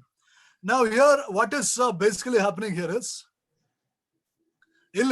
the DQ is actually the demand curve. Here, DQ is basically the demand curve. And here, see, this is Chamberlain model of collusion. Collusion model of duopoly anta illa. Collusion is just a possibility ಅಷ್ಟೇ. ಆಮೇಲೆ collusion model of duopoly, competition model of duopoly ಅಂತ ಏನಿಲ್ಲ ಅಲ್ಲಿ. It is just a possibility. ಹೀಗೂ ಆಗ್ಬೋದು ಅಂತ ಅದ್ರ ಬಗ್ಗೆ ಯಾರು ಮಾಡೆಲ್ ಮಾಡಿಲ್ಲ. ಅದು ಕ್ಲಾರಿಟಿ ಇರಲಿ ಜನರಿಗೆ. I mean for the participants. Now here, when we are actually speaking about the elasticity of demand equals 1, right? And we are assuming that this entire market is 1. Okay. So that, so here, let's actually assume. So here, what is happening? The entire market is 1. Firm A comes. Firm A ಬರುತ್ತೆ ಈಗ market ಅಲ್ಲಿ. Firm A ಬಂದ ಮೇಲೆ market ಅಲ್ಲಿ ಅವ್ರೇನ್ ಮಾಡ್ತಾರೆ? Initially, he starts producing OQ1. And he gets, see, firm A has come. Where is this? Firm has come. Total demand, market demand available is OQ. ಅವನ್ total demand ಗೆ supply ಮಾಡಿದ್ರೆ ಅವನ್ಗೆ profit ಆಗಲ್ಲ. ಅವನ್ಗೆ ಅವನೇನ್ ಮಾಡ್ತಾನೆ, ಅದರಲ್ಲಿ ಅರ್ಧಕ್ಕೆ ಸಪ್ಲೈ ಮಾಡ್ತಾನೆ. ಸೊ OQ1 ಗೆ ಸಪ್ಲೈ ಮಾಡ್ತಾನೆ. When he supplies for OQ1, he will get a supernormal profit of OP1 CQ1. ಈಗ ಫರ್ಮ್ ಬಿ ಬರ್ತಾನೆ. ಇನ್ನೇನೋ ಅರ್ಧ ಉಳ್ದಿದೆ. ಏನೋ Q1 ಅರ್ಧ ಉಳ್ದಿದೆ. ಅರ್ಧ ಉಳ್ದಿರೋದ್ರಲ್ಲಿ ಇವನೇನ್ ಮಾಡ್ತಾನೆ, he will supply Q1 Q2 supply ಮಾಡ್ತಾನೆ. ಸೊ Q1 Q2 ಸಪ್ಲೈ ಮಾಡಿದಾಗ ಇವನಿಗೆ ಬರೋ ಪ್ರಾಫಿಟ್ ಏನಾಗುತ್ತೆ? It will be Q1 R1 Q2. ಇದು ಸಪೋಸ್ ಇದು this will be his profit. ಆಮೇಲೆ ಇವನು ಎಕ್ಸ್ಟ್ರಾ ಸಪ್ಲೈ ಮಾಡಿದ್ನಲ್ಲ, ಬಿಕಾಸ್ ಈ ಸಪ್ಲೈಂಗ್ ಎಕ್ಸ್ಟ್ರಾ, ಇವಂದು ದಿಸ್ ಫೆಲೋಸ್ ಪ್ರಾಫಿಟ್ ಏನಿಲ್ಲ OP1 CQ1 ಇತ್ತು, ಇಟ್ ವಿಲ್ ಫಾಲ್. ಯಾಕಂದ್ರೆ ಎಕ್ಸ್ಟ್ರಾ ಸಪ್ಲೈ ಮಾಡಿದ್ರೆ ಒಂದು supply increases, the price falls. ಬೆಲೆ ಬಿದ್ದು ಹೋಗಿ ಇವನ್ಗೇನಾಯ್ತು, ಇವನ ಪ್ರಾಫಿಟ್ OP1 CQ1 ಎಂಜಾಯ್ ಮಾಡ್ತದ್ದು ಪ್ರಾಫಿಟ್. ಈಗ ಫರ್ಮ್ ಎ ಪ್ರಾಫಿಟ್ ಏನಾಯ್ತು, OP2 RQ1 ಗೆ ಬಿದ್ದೋಯ್ತು. ಸೊ ಇವನ್ ಪ್ರಾಫಿಟ್ ಏನಾಯ್ತು, ಅರ್ಧ ಕಮ್ಮಿ ಆಗೋಗುತ್ತೆ. ಸೊ ಇವನ್ ಪ್ರಾಫಿಟ್ ಅರ್ಧ ಕಮ್ಮಿ ಆಗೋಯ್ತಾ. ಈಗ ವೆನ್ ಹಿಸ್ ಪ್ರಾಫಿಟ್ ಅರ್ಧ ಕಮ್ಮಿ ಆಗೋಯ್ತು, ಈಗ ಏನಾಗ್ತದೆ, ಇಲ್ಲಿ ಕಲ್ಯೂಷನ್ ಆಗ್ತದೆ, ಕಾಂಪಿಟೇಷನ್ ಆಗ್ತದೆ. ಸೊ ಇಲ್ಲಿ ಕಲ್ಯೂಷನ್ ಆದಾಗ ಎ ಮತ್ತೆ ಬಿ ಮಾತಾಡ್ತಾರೆ. ಈಗ ಎ ಅಂತಾನೆ ಬಿಗೆ, ಯಾಕಪ್ಪ ಎಕ್ಸ್ಟ್ರಾ ಸಪ್ಲೈ ಮಾಡ್ತಾ ಇದೀಯ ನೀನು? ನಾನು OQ1 ಸಪ್ಲೈ ಮಾಡ್ತಾ ಇದ್ದೆ. ನಾನು OQ1 ಸಪ್ಲೈ ಮಾಡಿದಾಗ ನಂಗೆ ಎಷ್ಟು ಲಾಭ ಆಗ್ತಾ ಇತ್ತು ಗೊತ್ತಾ? OQ1 CP1 ನನ್ಗೆ ಇಷ್ಟು ಲಾಭ ಆಗ್ತಾ ಇತ್ತು ನನಗೆ. ಈಗ ನೀನ್ ಬಂದ್ಬಿಟ್ಟು ಸಪ್ಲೈನ ಎಕ್ಸ್ಟ್ರಾ ಮಾಡ್ಬಿಟ್ಟು ಈಗ ಏನಾಗಿದೆ, ನನ್ಗೆ ಇದ್ರಲ್ಲಿ ಎಷ್ಟು ಲಾಭ ಆಗ್ತದೆ? 100 ರೂಪಾಯಿ ಲಾಭ ಆಗ್ತದ್ರೆ ಈಗ ಬರೀ 50 ರೂಪಾಯಿ ಲಾಭ ಆಗ್ತದೆ ನನಗೆ. OQ1 CP1 ಅಲ್ಲ ಈಗ ನನಗೆ ಪ್ರಾಫಿಟ್ ನನಗೆ ಬರ್ತಾ ಇರೋದು. ನನಗೆ ಈಗ OP2 RQ1 ಬರ್ತಾ ಇದೆ. ಅರ್ಧಕ್ಕರ್ಧ ನನ್ನ ಪ್ರಾಫಿಟ್ ಕಮ್ಮಿ ಆಗ್ಬಿಟ್ಟಿದೆ. ಅದಕ್ಕೆ ನಾವು firm B will tell, okay ಈಗ ಏನ್ರಿ ಮಾಡ್ಬೇಕು, ಏನ್ ಮಾಡೋಣ? ಈಗ ನೀವು ಬದುಕೋದು, ನಾವು ಬದುಕ್ಬೇಕಷ್ಟೇ. ಇಬ್ರು ಜೊತೆಗೆ ಬದುಕೋಣ, ಏನ್ ಮಾಡ್ಬೇಕು ಹೇಳಿ. And for that this fellow will tell, see when I was a monopolist, ನಾನು ಮೊನೋಪೊಲಿಸ್ಟ್ ಆಗಿದ್ದಾಗ I was supplying OQ1 to the market. ನಾನು ಮೊನೋಪೊಲಿಸ್ಟ್ ಆಗಿದ್ದಾಗ ನಾನು OQ1 ಸಪ್ಲೈ ಮಾಡ್ತಾ ಇದ್ದೆ. OQ1 ಸಪ್ಲೈ ಮಾಡೋದ್ರಿಂದ ನನಗೆ ಇಷ್ಟು ಲಾಭ ಬರ್ತಾ ಇತ್ತು ನನಗೆ. ಈಗ what I will do is, I will supply half of OQ1. So how much I will supply? I will supply OQ3. And you supply Q3 Q1. So when you add OQ3 plus Q3 Q1, it will be OQ1. So both the firms combined will supply monopoly supply. ಎರಡು firms ಆಗಿದ್ರು ಅವ್ರು combine ಆಗಿ ಎಷ್ಟು supply ಮಾಡ್ತಾ ಇದಾರೆ? They are supplying OQ1. And their profits is monopoly profit. That is OP1 CQ1. And that monopoly profit is going to be equally shared between the two firms. ಆ monopoly profit ನ ಎರಡು ಫರ್ಮ್ನು equal ಆಗಿ share ಮಾಡ್ತಾರೆ. So equal ಆಗಿ share ಮಾಡ್ತಾರೆ. So that is the special case of collusion if it happens. Chamberlain model ಅಲ್ಲಿ collusion ಆದ್ರೆ ಅಲ್ಲಿ ಏನಾಗುತ್ತೆ? Both the firms will collude. Both the firms will supply monopoly supply, and both the firms will share exactly half of the monopoly profits. Both the firms will supply combine half of ಎರಡು firms ಎಷ್ಟು? They will supply for half of the market. And individual ಆಗಿ ಪ್ರತಿ firm ಎಷ್ಟು ಮಾಡುತ್ತೆ? They will supply 1/4 and 1/4. And this 1/4 plus 1/4 is half. And this half is actually monopoly supply. ಈ half ಏನು? ಇದು monopoly supply. ಆಮೇಲೆ ಈ ಹಾಫ್ ಮಾಡಿದ್ರೆ ಏನು ಪ್ರಾಫಿಟ್ ಬರುತ್ತೆ? That is monopoly profits. So when collusion happens, there is monopoly supply which is happening, there is monopoly profits which are happening. And each and every diagram is important, each and every conditions are very important, each and every assumptions are very important. Ella assumptions ನಾವು discuss ಮಾಡಿಲ್ಲ. ಎಲ್ಲ assumptions ನಾವು ಮಾಡ್ಕೊಂಡು ಕುಂತಿದ್ರೆ ಒಂದು model ಮುಗಿಸಕ್ಕೆ 1 hour ಬೇಕಾಗಿರ್ತಿತ್ತು. ಅದಕ್ಕೆ ಒಂದು standard text book ಅಲ್ಲಿ ಅಥವಾ ಇಂಟರ್ನೆಟ್ ಅಲ್ಲಿ just read all the assumptions once. ಎಲ್ಲ ಅಸಂಪ್ಷನ್ಸ್ ಅದು ಒಂದ್ಸಲ ಓದ್ಕೊಳ್ಳಿ. And on top of that I have explain the diagram properly. Diagram diagram ನಾವು ಕ್ಲೀನ್ ಆಗಿ ಎಕ್ಸ್ಪ್ಲೈನ್ ಮಾಡಿದ್ವಿ. ಡಯಾಗ್ರಾಮ್ ಅಲ್ಲಿ ಏನೇನು ಇಂಪಾರ್ಟೆಂಟು, ಏನ್ರ ಮೇಲೆ ಕ್ವಶನ್ಸ್ ಎಕ್ಸ್ಪೆಕ್ಟ್ ಮಾಡ್ಬೋದು ಅದನ್ನ ನಾವು ಎಕ್ಸ್ಪ್ಲೈನ್ ಮಾಡಿದೀವಿ. ಅಸಂಪ್ಷನ್ಸ್ ನಾವು ತುಂಬಾ ಇಂಪಾರ್ಟೆಂಟ್ ಅಸಂಪ್ಷನ್ಸ್ ಅಷ್ಟೇ ನಾವು ಡಿಸ್ಕಸ್ ಮಾಡಿರೋದು. ನಾವು ತುಂಬಾ ಇಂಪಾರ್ಟೆಂಟ್ ಅಸಂಪ್ಷನ್ಸ್ ಅಷ್ಟೇ ಡಿಸ್ಕಸ್ ಮಾಡಿರೋದು. ಅಲ್ಲಿ ಒಂದ್ 8 ಅಸಂಪ್ಷನ್ಸ್ ಇರುತ್ತೆ ಎಲ್ಲಾ ಮಾಡೆಲ್ಗೂ, ಅದನ್ನ ಒಂದ್ಸಲ ಓದಿರ್ಬೇಕು. ಆಮೇಲೆ ಈಗ ಏನೇನ ನಾವು ಹೇಳಿದ್ವಿ, again I will revise once till Huchegowda sir comes, and then I will wind up my session. Right. So here you basically have 5 models of duopoly, and duopoly is actually called a special case of oligopoly.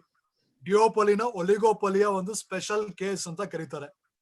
Now here what is basically happening, you have this Cournot model. In a Cournot model, what is the most important stuffs? Cournot model alli important assumptions are anyway important.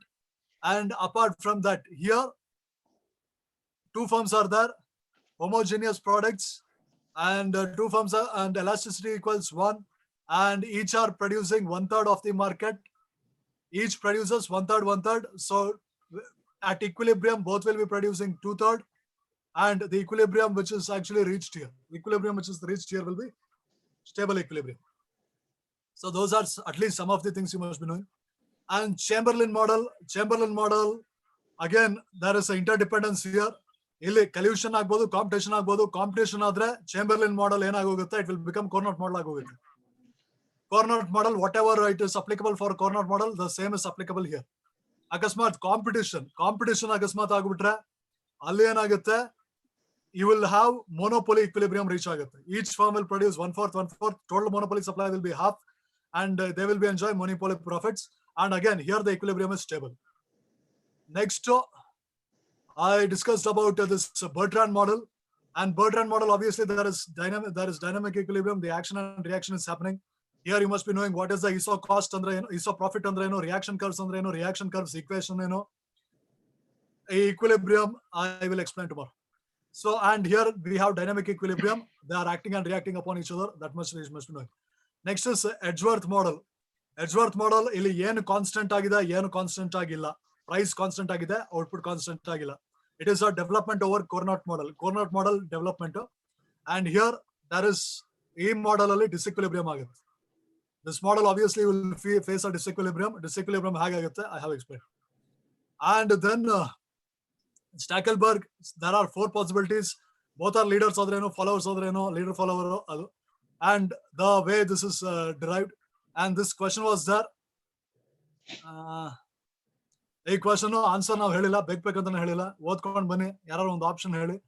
So after that, this thing will be there. And now 5 minutes break. If you are watching YouTube, you'll be having 5 minutes break. And once Huchegowda sir comes, if he comes, obviously the session will continue. Otherwise, we will end up the session. I'll call Huchegowda sir. If sir is not taking, I'll end up the session. Okay. Yeah, fine people. Thank you very much for listening. Have a great day. Enjoy. Thank you, Chetan. Yeah, fine, whatever. Yeah, bye people. Enjoy life. And we are, I'm thinking, alla ಇಲ್ಲಿ ನೋಡಿ ಇಲ್ಲ session explain ಮಾಡಿದ್ವಿ. See, all the scholars agli, PG students agli, if someone tells you thank you, no, see, it's not economics, but it is politeness, ಸಭ್ಯತೆ ಅಂತ ಹೇಳ್ತೀವಿ ಕನ್ನಡದಲ್ಲಿ. ಯಾರು ನಿಮಗೆ good morning ಅಂತ ವಿಶ್ ಮಾಡಿದ್ರೆ, ಯಾರು ನಿಮಗೆ ಥ್ಯಾಂಕ್ ಯು ಅಂತ ವಿಶ್ ಮಾಡಿದ್ರೆ, ಎಲ್ಲಾರು ಥ್ಯಾಂಕ್ ಯು ಅಂತ ಹೇಳ್ಬೇಕು. ಇದು ರೆಕಾರ್ಡೆಡ್ ಕ್ಲಾಸ್ ಅಲ್ಲ, ಇದು ಲೈವ್ ಕ್ಲಾಸ್ ಇದು. See, you are graduate students, you are PG students, you are PhD students. I mean, this is common courtesy. Okay, if someone wishes good morning, or I mean, I have been observing, and you see, this is now ನೀವು ಮಾತಾಡ್ತಿರೋದು, ಇಲ್ಲೇನು problem ಆಗಲ್ಲ. But you just think about if some other person comes, and like even when other resource persons are coming, you have the same mentality. ಯಾರೋ ಒಬ್ರು ಇಬ್ರು ಹೇಳ್ತಾರೆ good morning ಅಂದ್ರೆ good morning, thank you ಅಂದ್ರೆ thank you. See, come on, actually. Let's be polite with each other. Fine. Yeah, thank you, people. Thank you. Thank you, sir. Yeah, thank you. If anyone comes, if any resource person comes, please do this, okay? Now, we have no issues. I have no issues, but other resource person comes, at least give him the minimum respect. Now, Huchegowda sir has joined us, right? And here,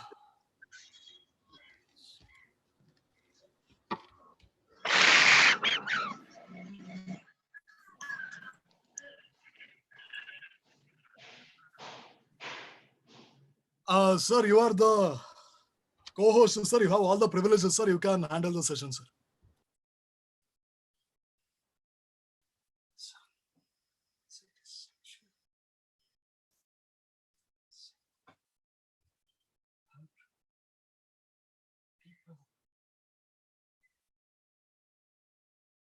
Hello? Hello? Chetan? Yes, sir. Sir. Yes, sir. Sir, you have all the privileges, sir. You can share your screen, sir. Okay, perfect. Thank you. Yes, sir. It's visible? Sir, it's not visible, sir. It's not visible, sir. See now? Sir, please stop sharing and again restart. Restart, sir. Sir, please exit sharing and again restart, sir. Okay, okay.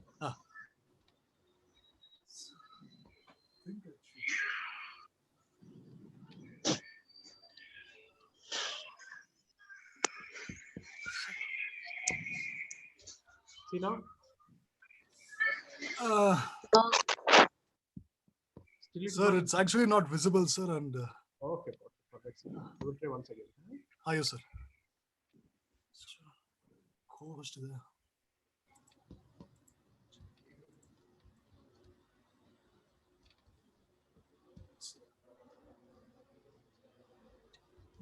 Morning, Anthony.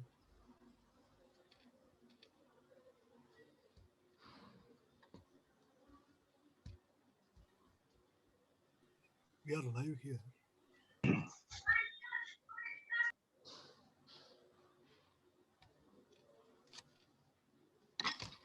Chetan, it's okay? Sir, let's actually wait for 5 seconds, sir. Otherwise, I'll make you host, sir. Another 5 seconds, sir. Okay, okay. I'm not making you host because it is being recorded in YouTube.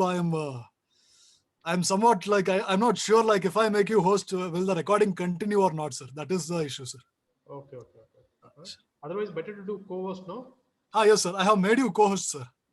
Then This thing actually has to work properly. So.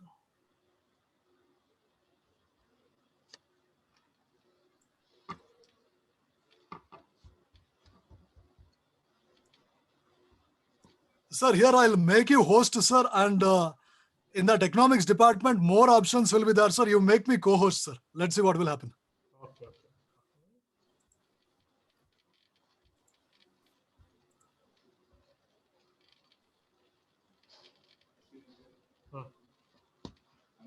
Sir, again, you please restart the screen sharing, sir. Okay, okay, okay.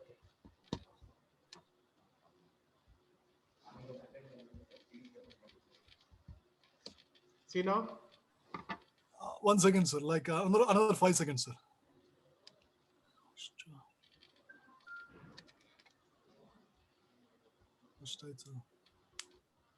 Started screen sharing.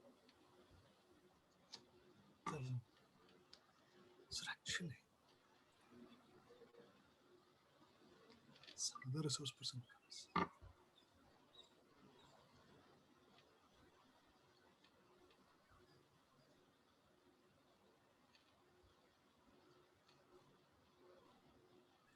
Post item.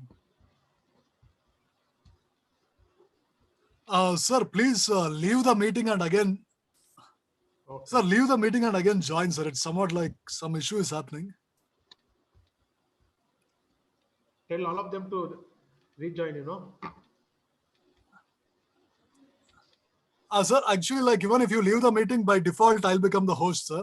Okay, okay. And again, you can this thing and leave and join again, sir.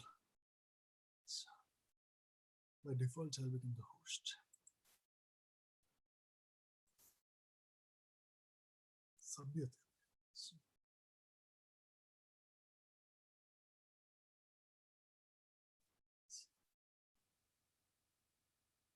Thank you.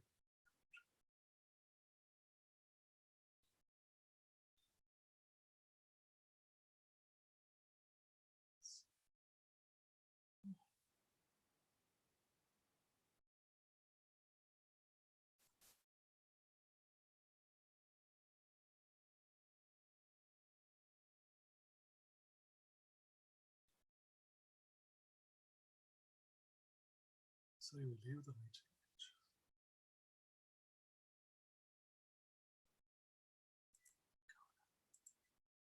People. Yes, sir.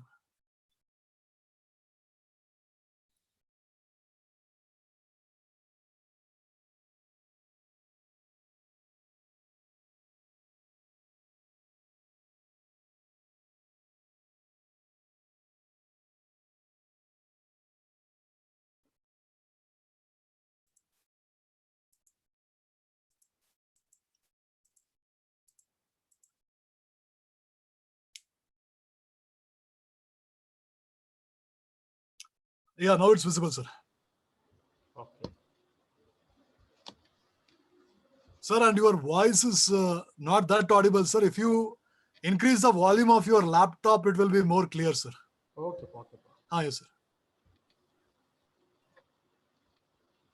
Sir, and I hope you don't mind if it is recorded in YouTube, right, sir? Hey, no problem. No problem. Yeah, fine, sir. Okay. Anyhow, so sorry for the delay. Once again, I welcome you all for this second, which one that session. Actually, today I thought to cover few aspects related to that international trade. We are all well aware in our net syllabus. This is another, which one that chapter or that module which we have. Okay, which one that international trade. Here, the first concept is because no one is to which one that covered this aspect. So therefore, I am going to cover a few things about this international trade theories. ಯಾಕಂದ್ರೆ ಇದುವರೆಗೆ ನೀವು observe ಮಾಡಿದಾಗೆ ನಮ್ಮ ಈ ಒಂದು ಕ್ಲಾಸಸ್ಗಳಲ್ಲಿ ಈ ಒಂದು concept ನಾವು touch ಮಾಡಿಲ್ಲ ಓಕೆನಾ ಯಾಕಂದ್ರೆ this is also one of the major which one the concept in net which one that classes okay otherwise the syllabus. Anyhow, you people are well aware about the trade. We know what is the meaning of trade. So why the trade is going to be taking place. So all the things I think we are all discussed in our previous classes, as well as you might be learned in your graduation level, PU level and all. Okay, so again, this is very important concept in where in that net and SLED we need to cover, we need to look after. So all this aspect once again. Okay, anyhow, so let's see. We are all very well known about what is the meaning of trade. What is the meaning of trade? Then in case of trade, we are all, while we are going to be studying about trade, normally we are going to be dividing a trade as an internal trade and international trade, like that. It's a quite common, that classification. Here, we know very well what is the meaning of internal trade. Internal trade means whatever the trade is going to be happening. So within the geographical territory of that particular nation, within the geographical territory of the particular nation. So, but similarly, we may observe the trade between, so one nation to another nation, or so from other rest of the world. So in the sense here, it may be a that goods or services, or that mercantile goods or whatever it may be. There are plenty of which one that that economic transaction is going to be happening between one nation to another nation. Okay, so that is known as the international trade. Here, the fundamental question is, so why the trade is going to be taking place? Why the trade is going to be taking place? Why does international trade takes place between one nation to another nation? In generally, we may say, okay, many answer, okay, that may be a secondary, but so we need accurate answer, that exact answer, otherwise we need to know, so why does trade taking place between one nation to another nation? What determines which country should export a particular goods and which country should import which one, that particular goods and all? Okay, in the sense, so what determines which country should export a particular good or which country should import it? So for example, you can see that crude oil or the petroleum products, oil and lubricants. Okay, whatever these things is there now.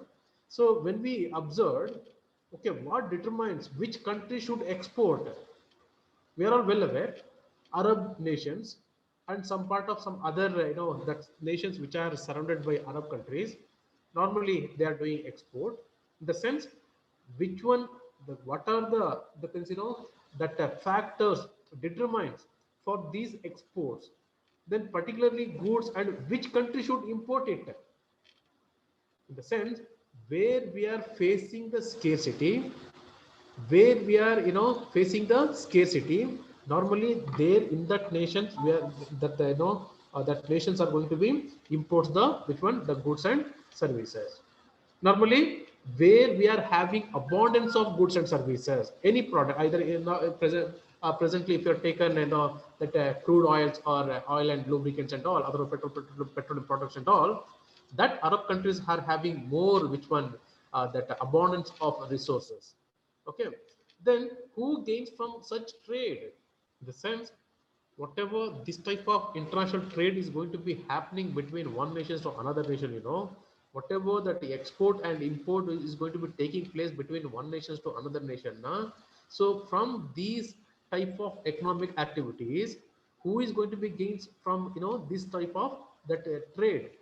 Okay, normally we may say that export country may gain, that import country may lose. This is not a right answer, because in terms of the money, in terms of monetary the benefit, the export country may gain, okay, that the import country may lose. But at the same time, when we observe some other aspects, okay, where the consumer, otherwise where they're getting more benefit apart from so this monetary benefit, so it may take some other that a few discussion, other few more things to know whether so that export country is going to be gaining or that import country is going to be gaining.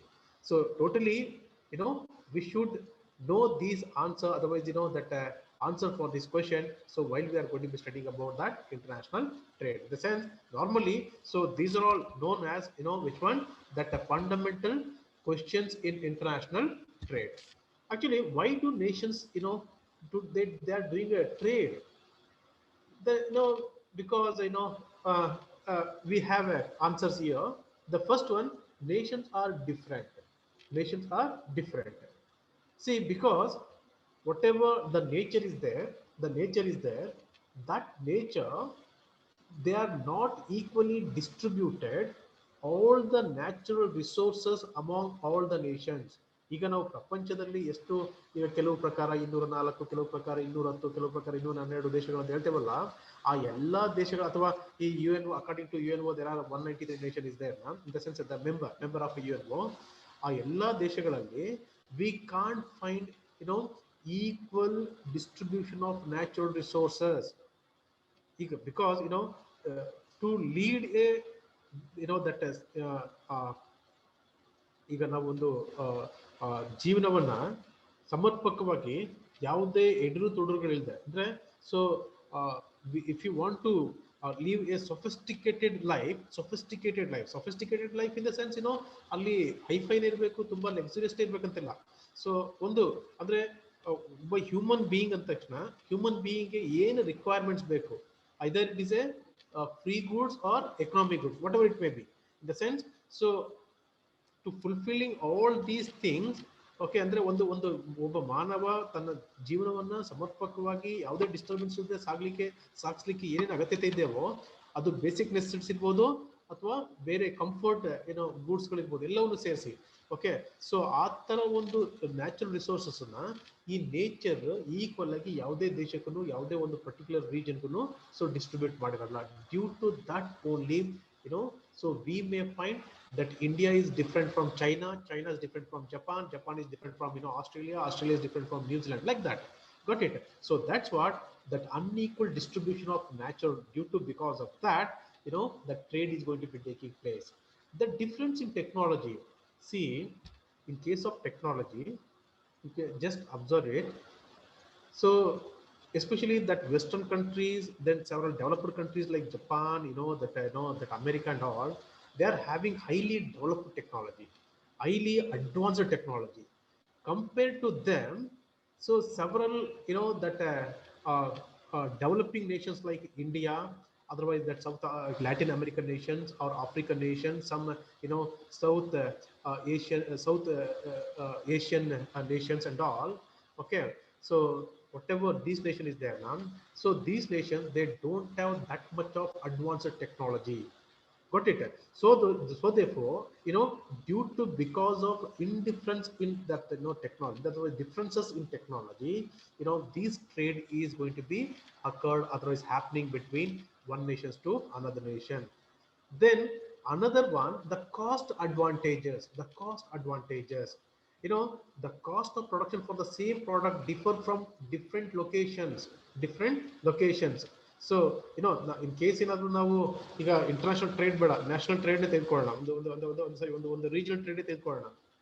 ಈಗ ಈ ಒಂದು ತೋಳುಣಸೆನಲ್ಲಿ ಒಂದು tomato ಇಲ್ಲೇ cultivate ಮಾಡ್ತಾರೆ, ಇಲ್ಲೇ ಬೆಳಿತಾರೆ ಅಂದ್ರೆ ಅದಕ್ಕೊಂದು 5 ರೂಪಾಯಿ ಪರ್ ಕೆಜಿ ಇದ್ರೆ, ಅದೇ ಟೊಮೊಟೊನ ದಾವಣಗೆರೆಲ್ಲ ತಗೊಂಡು ಮಾರಕ್ ಹೋದ್ರೆ ಸೇಮ್ ಕಾಸ್ಟ್ ಇರಲ್ಲ, ಹೌದಲ್ಲ? ಸೊ ಸೇಮ್ ಕಾಸ್ಟ್ ಇರಲ್ಲ, ಅಂದ್ರೆ cost may vary. Otherwise so where the technology, otherwise raw material are available or the production center is there na, in that center the price may differ. Okay, we can't in the sense the cost of the product ಅಷ್ಟು ಬೇರೆ ವಿಚಾರಗಳಿಗೆ ಹೋದಾಗ. So ಬೇರೆ ಈಗ ಒಂದು ಸಣ್ಣ ಉದಾಹರಣೆ ತೆಗೆದುಕೋಬೇಕಂದ್ರೆ, so automobile ಸೆಕ್ಟರ್ಗೆ ಹೋಗೋಣ. ಸೊ ಆಟೋಮೊಬೈಲ್ ಅಲ್ಲಿ ಈಗ ನೀವು 2 ವೀಲರ್ ತೆಗೆದುಕೊಂಡ್ರೆ, ಒಂದು 2 ವೀಲರ್ನ ರಾ ಮೆಟೀರಿಯಲ್ ಅವೈಲಬಿಲಿಟಿ ಇಲ್ದಿರ್ತಕ್ಕಂಥ ಪ್ಲೇಸ್ಗಳಲ್ಲಿ ನೀವು ಅದನ್ನ ಪ್ರೊಡಕ್ಷನ್ ಮಾಡಕ್ ಹೋದ್ರೆ the cost may high. Where you are getting abundance of raw material, so ಅಲ್ಲಿ ನೀವು ಪ್ರೊಡ್ಯೂಸ್ ಮಾಡಿದ್ರೆ the cost may less. got it? So therefore these cost advantages so it allows for this type of trade. Anyhow, the better explained by which one these cost advantages.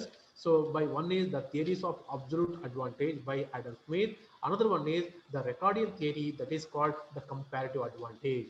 So andre ee cost advantages na namgalige so idu ಮಾಡ್ತಕ್ಕಂಥದ್ದು explain ಮಾಡ್ತಕ್ಕಂಥ best theories ಅಂದ್ರೆ, one is theory of absolute advantage, another one is the comparative advantage. Got it? So another one is the different preferences, because Americans prefer basmati rice grown in India, the taste is different due to different income level, due to different the first one is the American prefers basmati rice grown in India. So the same way another one is due to different income levels, in the sense the different preferences. So see, when we observed, okay, if you're taken American the example, it may secondary. If you're taken Indian example itself, within India itself, that northern Indian people, they are prefers the johar, the roti, dal, like that. The southern Indian people, they are preferring rice related items and all. Okay, got it? So this is called the different preference due to different income level. So this is another thing, so so some high the people, those who are having high income, so they are preferring some different product. The people, those who are having low income, they are preferring different things. So this is what nations are different from. So all these aspects, sometimes in the net they may ask the question, so like the what are the nations are different like that, if they are given. So these three options, ಅದರ ಇಲ್ಲಿ ಮೂರು option ಕೊಟ್ಟು ಬೇರೆ options ಯಾವ್ದು ಅನ್ನೋದನ್ನ ಕೇಳಬಹುದು. So ಅದರಿಂದ ನೀವು ಇದನ್ನ ನೀಟಾಗಿ ಗಮನದಲ್ಲಿ ಇಟ್ಕೊಳ್ಳಿ. In the sense, so these are all the supply conditions. In the sense, the production possibilities. Got it? So next one, to achieve economies of a scale in production. To achieve economies of scale in production. That is, when we are going to be studying where in the new trade theory. In the new trade theory. Got it? Anyhow, so next, see, why study the trade theories? Okay. Now, yake trade the previous slides, that before the previous slides, so we observed. So what is that? Why do nation trades? Why do nation trade? Okay. So here, why we need to study the trade theories. Trade theories in the international trade. The first concept is the trade theories. Got it? Because these trade theories talks about the benefits of international trade. So without benefit, no one is going to be doing anything. Is it possible? See, is it right? See, ಈಗ ಯಾರಾದ್ರೂ ಒಬ್ಬರು ವ್ಯಕ್ತಿ ತೆಗೆದುಕೊಂಡ್ರೆ ನೀವು ಒಂದು ವ್ಯವಹಾರ ಇಬ್ಬರ ನಡುವೆ ನಡೆಯುತ್ತೆ ಅಂತ ಹೇಳಿದ್ರೆ ಅಲ್ಲಿ ಯಾವುದೇ ಒಂದು ಲಾಭ ಇಲ್ಲ ಅಂದಾಗ ಯಾರಾದ್ರೂ ವ್ಯವಹಾರ ಮಾಡ್ತಾರಾ? No, never. They won't do. Okay, in the sense, there is a which one? The benefit. So either for the exporter or for the the importer. In the sense, these theories shows why countries should trade off for products, services, even when they can produce them so domestically. So in the sense, even though these theories shows why countries should trade off for products, services, even when they can produce them domestically. ಈಗ ಉದಾಹರಣೆಗೆ, so ನಮ್ಮಲ್ಲಿ ಯಾವುದೋ ಈ food grains ನಾವು produce ಮಾಡ್ತೇವೆ. So ಅಥವಾ ಯಾವುದೋ ಒಂದು ಪರ್ಟಿಕ್ಯುಲರ್ ಪ್ರಾಡಕ್ಟ್ ನ ಪ್ರೊಡ್ಯೂಸ್ ಮಾಡ್ತೇವೆ. ಇವೊಂದು ಆ ಪ್ರಾಡಕ್ಟ್ ನ ನಾವು ಇಂಪೋರ್ಟ್ ಮಾಡ್ಕೊಂತೀವಿ. So in the sense, so these theories shows why the country should trade off for products or services even they can produce them domestically. Okay. Then it talks about the patterns of international trade, because the theory shows the why countries specializes when the way they do the factor endowment theory. So ಅಂದ್ರೆ ಏನಾಗುತ್ತೆ, ಕೆಲವು Nations ಗಳಿಗೆ so specialisation ಇರುತ್ತೆ. ಅಂದ್ರೆ so ಆ ನೇಚರ್ನೇ ಆ ಒಂದು specialisation ಆ ಒಂದು ಇದನ್ನ ಅದು ಅವುಗಳಿಗೆ ಪ್ರೊವೈಡ್ ಮಾಡಿರ್ತದೆ. ಓಕೆ. ಸೊ ಅದ್ರ ಬಗ್ಗೆ ನಾವು ಏನ್ ಮಾಡ್ತೇವೆ, ಈ ಎಕ್ಸ್ಚೇಂಜ್ ಓಯಿಲಿಂಗ್ ಥಿಯರಿ ಇದೆಯಲ್ಲ, ಆ ಫ್ಯಾಕ್ಟರ್ ಎಂಡೌಮೆಂಟ್ ಥಿಯರಿ ಇದೆಯಲ್ಲ, ಆ ಥಿಯರಿನಲ್ಲಿ ನಾವು ಇದನ್ನ ಅಬ್ಸರ್ವ್ ಮಾಡ್ತೇವೆ. Then talks about the role of intervention. In the sense, the theories help articulate the role of government policies due to because of that that tariff and non-tariff barriers. The tariff, and otherwise it is also known as that restrictions in trade. The restrictions in trade. In the sense, the role of intervention. So ನಮಗೆ ಗೊತ್ತಿದೆ, ಒಂದೊಂದು ಕಾಲದಲ್ಲಿ ಅಂದ್ರೆ once upon a time, so we didn't had any restriction to do which one, export and import. Okay, there was a open market system. Otherwise, there is a open market. Okay, but now it is not like that. In the sense, even though after implementation of globalization, liberalization and privatization and all, okay, so we may liberalize our market, still we are having plenty of restrictions to do this business or this that export and import and all. In the sense, so that is called the protected trade system. In the sense, so so ಇಲ್ಲಿ ಏನಾಗುತ್ತೆ, so ನಾವು sometime ನಾವು ನಮ್ಮ ಎಲ್ಲ ಒಂದು ಇದನ್ನ ಉದಾರೀಕರಣ ಅಥವಾ ಏನು ಗ್ಲೋಬಲೈಸೇಷನ್ ಅಲ್ಲಿ ನಾವು ಮಾಡಿದ್ರೆ ಎಲ್ಲಾನು ಓಪನ್ ಮಾರ್ಕೆಟ್ ಓಪನ್ ಅಪ್ ಮಾಡಿದ್ದೇವೆ ಅಂತ ಅನ್ಕೊಂಡ್ರು ಸಹ, ಸೊ ಆದ್ರೆ ಎಲ್ಲಾ ವಿಚಾರಗಳು ನಾವು ಸಂಪೂರ್ಣವಾಗಿ ಅದನ್ನ ಓಪನ್ ಮಾಡಿಲ್ಲ. ಅಂದ್ರೆ still we have several restriction. Okay. So that is called that restriction we may classify into the tariff restriction and non-tariff restrictions. Okay, the tariff restriction and non-tariff restrictions. Okay, anyhow, so this is known as, that is talks about the role of intervention. Then the international trade theories has long held that some trade is better than no trade, and more trade is better than less trade, and free trade is better than restricted trade. Because so sometimes international trade theories, some trade is better than no trade. ಅಂದ್ರೆ ಈಗ ವ್ಯಾಪಾರ ಮಾಡದೇ ಅಂದ್ರೆ ಕೆಲವು ವ್ಯಾಪಾರ ಮಾಡೋದು ಮಾಡದೇ ಇರೋದಕ್ಕಿಂತ ಉತ್ತಮ. ಹಾಗೇನೆ more trade is better than less trade, ಅಂದ್ರೆ ಕಡಿಮೆ ವ್ಯಾಪಾರ ಮಾಡೋದಕ್ಕಿಂತ ಹೆಚ್ಚು ವ್ಯಾಪಾರ ಮಾಡೋದು ಉತ್ತಮ. And free trade is better than restricted trade, ಆದ್ರೆ ಈ ಒಂದು ಏನು ಮುಚ್ಚಿದ ಅಥವಾ ಈ ನಿಯಂತ್ರಿತ ವ್ಯಾಪಾರ ಅಂತ ಹೇಳ್ತೇವಲ್ಲ, ಅದಕ್ಕೆ ಕಂಪೇರ್ ಮಾಡಿದಾಗ ಮುಕ್ತ ವ್ಯಾಪಾರ ತುಂಬಾನೇ ಒಳ್ಳೇದಂತ ಹೇಳಿ. Because when we have that free trade, it is situation where government does not influence international trade through quotas and tariffs. In the sense, there is no government intervention so in the international trade. So where there is no intervention of this government, so they may do fair and free which one that trade between one nations to another nation. ಅಂದ್ರೆ ಯಾವಾಗ ಈ ಮುಕ್ತ ವ್ಯಾಪಾರ ಅಸ್ತಿತ್ವದಲ್ಲಿರ್ತದೆ, ಅಂದ್ರೆ ಸರ್ಕಾರದ ಒಂದು ಹಸ್ತಕ್ಷೇಪ ಇರಲ್ಲ, ಅಥವಾ ಯಾವುದೋ ಒಂದು ವ್ಯಕ್ತಿಯ ಅಥವಾ ಯಾವುದೋ ಒಂದು ಉದ್ಯಮದ ಅಥವಾ ಯಾವುದೋ ಒಂದು ಸಂಸ್ಥೆಯ ಹಸ್ತಕ್ಷೇಪ ಇರಲ್ಲ. ಸೊ ಆಗೇನಾಗುತ್ತೆ, ಉತ್ತಮವಾದ ಒಂದು ಟ್ರೇಡ್ ಅನ್ನ ಮಾಡ್ಕೊಳ್ಳಿಕ್ಕೆ ಸಾಧ್ಯ ಆಗುತ್ತೆ.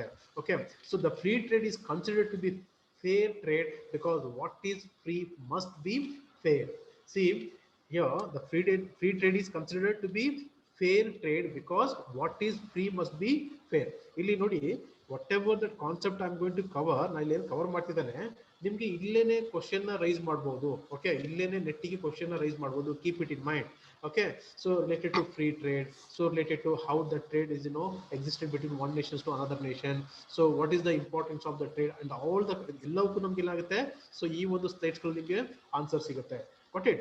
Okay, anyhow, in the sense, according to several experts as well as several authors, the free trade is better than the which one, that restricted trade.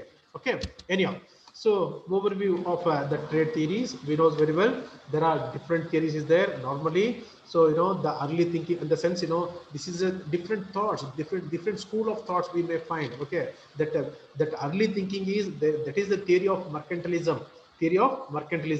Okay, before Adam Smith, so what happened, so several a group of people they had some thought, okay, related to trade and the business as well as economics. So that is called the theory of mercantilism. So second one is that is the theory of absolute advantage, okay, given by whom? That Adam Smith. Next one, the theory of comparative advantage. So another one, the Heckscher-Ohlin theory. So later we have a new trade theory based on economies of scale. Another one is the product life cycle theory. So the last one, Porter's competitive advantage theory. Got it? So these are all major as well as very, very important trade theories in international trade. If you know these theories, ಅಂದ್ರೆ ನಾವು ಈ theories ಗಳನ್ನ ಅರ್ಥ ಮಾಡ್ಕೊಂಡ್ರೆ, then the remaining concepts in international trade is very, very easy to understand. ಅಂದ್ರೆ ಅರ್ಥ ಮಾಡ್ಕೊಳ್ಳಿಕ್ಕೆ ನಮಗೆ ತುಂಬಾನೇ ಸುಲಭ ಆಗುತ್ತೆ. Let's see one by one. So just now I told you, so there is a school in the sense, the group of people, they had this thought, in the sense that trade theory so prevailed during 16th to 19th century. The wealth of nation is measured based on the accumulated wealth in terms of gold and silver. In a sense, during this which one, so during the mercantilism period, so according to them, so the wealth is one of the most important aspect. So that is, they used to measure it in terms of gold and silver. Got it? In the sense, the wealth of nation is measured based on so its accumulated wealth in terms of gold and silver. The nation should accumulate wealth by encouraging export and discouraging imports. So in the sense, according these mercantilists, so according to them, so what they are telling, so that the whatever that wealth accumulation is there now in terms of gold and silver, on the based on that they measured the wealth of the nation.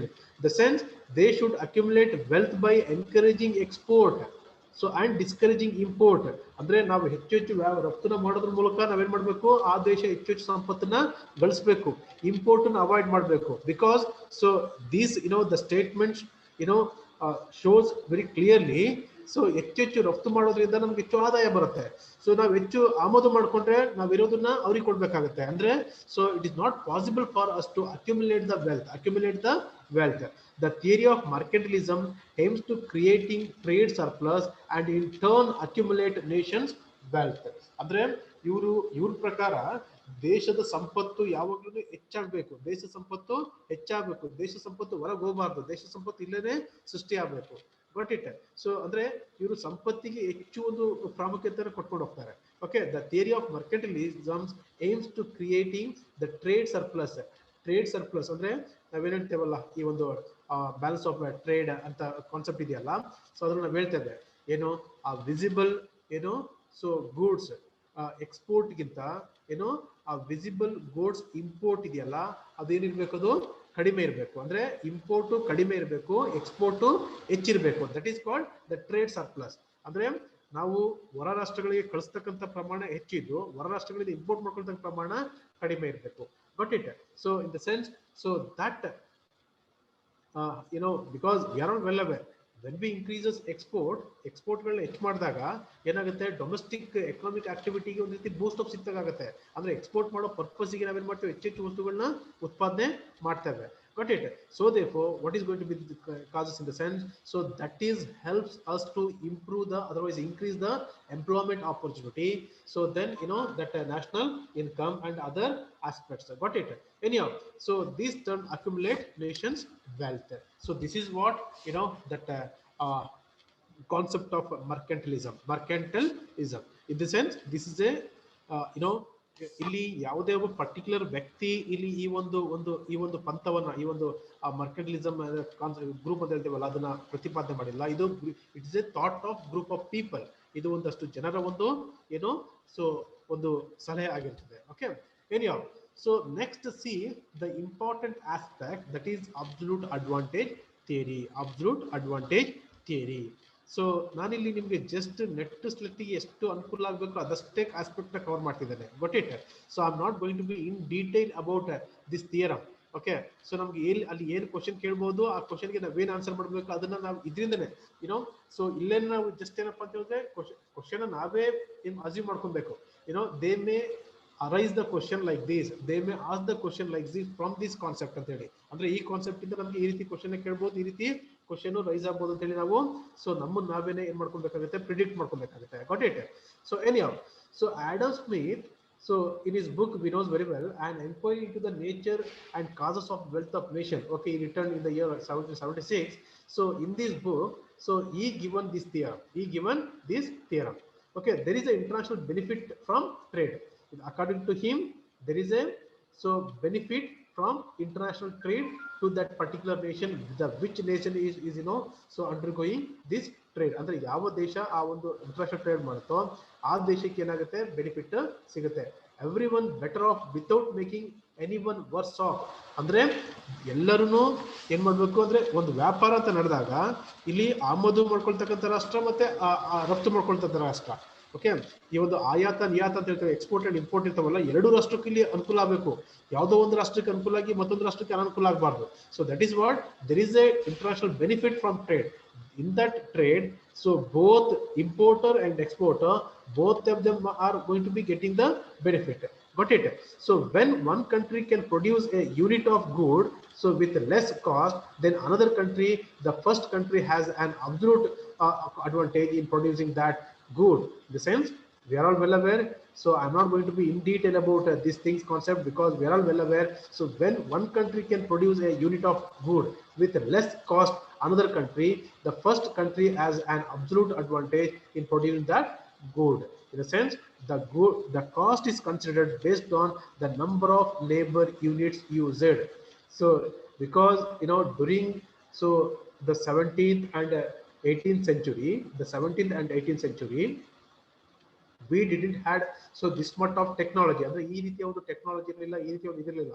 So ಅದರಿಂದ ಏನ್ ಮಾಡ್ತಿರೋರು, so ಆವಾಗ ಅಂತ ಸಂದರ್ಭದಲ್ಲಿ ಒಂದು particular ವಸ್ತುನ ಉತ್ಪಾದನೆ ಮಾಡ್ಬೇಕಾದ್ರೆ ಆ ಲೇಬರ್ ಯೂನಿಟ್ಸ್ ಅಂದ್ರೆ ಲೇಬರ್ ಕಾಸ್ಟ್ ಇದೆಯಲ್ಲ, ಆ ಒಂದು ಬೇಸ್ ಮೇಲೆ ಏನ್ ಮಾಡ್ತಾ ಇದ್ರು, ಡಿಟರ್ಮೈನ್ ಮಾಡ್ತಾ ಇದ್ರು. ಇನ್ the sense one country can produce a unit of good with less cost than the another country.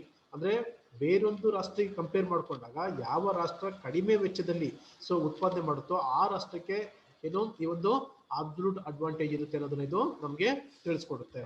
But it so there are several assumptions is there. I'm not going to be in detail about all these that assumptions you might be knows. So there is a two countries, both countries are producing two products, that is X and Y. So labor is the only factor of production and its productivity remain the same. The perfect mobility that the labor between which one, the sector within it's a country, no mobility of labor so between the countries assumes perfect competition, that is no transportation cost, that is no restriction on the movement of goods between the countries. Got it? So then also that okay, anyhow, so theory of absolute advantage here, as usually I told you, so there are two countries, they are producing two commodities. Suppose A can produce X cheaper than B and B can produce Y cheaper than A. See here, so observe very carefully. Suppose A can produce X cheaper than B. Andre A rashtra en madutte, so A can produce X cheaper than B. X na B gina cheaper agi produce ಮಾಡ್ತಾನೆ, and B can produce Y cheaper than A. ಅಂದ್ರೆ ಈ B ಏನ್ ಮಾಡ್ತಾನೆ, Y product ನ A ಗಿನ್ನ cheaper ಆಗಿ produce ಮಾಡ್ತಾನೆ. Got it? So that means A has an absolute advantage in the production of X, B in the production of Y. Here, so what is going to be happen? The A is having more absolute advantage in terms of production of which one, that X commodity. At the same time, the B is having more absolute advantage so to production of Y commodity. Got it? So that is called which one?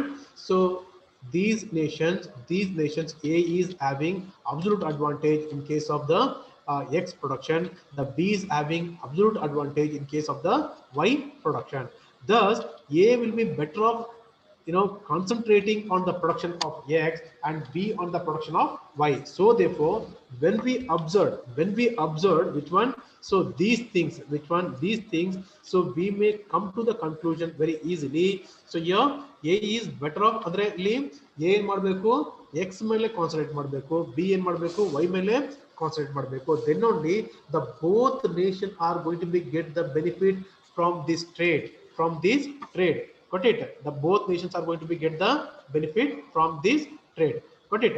So therefore, so the A will be export more to the B which product, that X product. At the same time, the B will be export to Y to the A nation.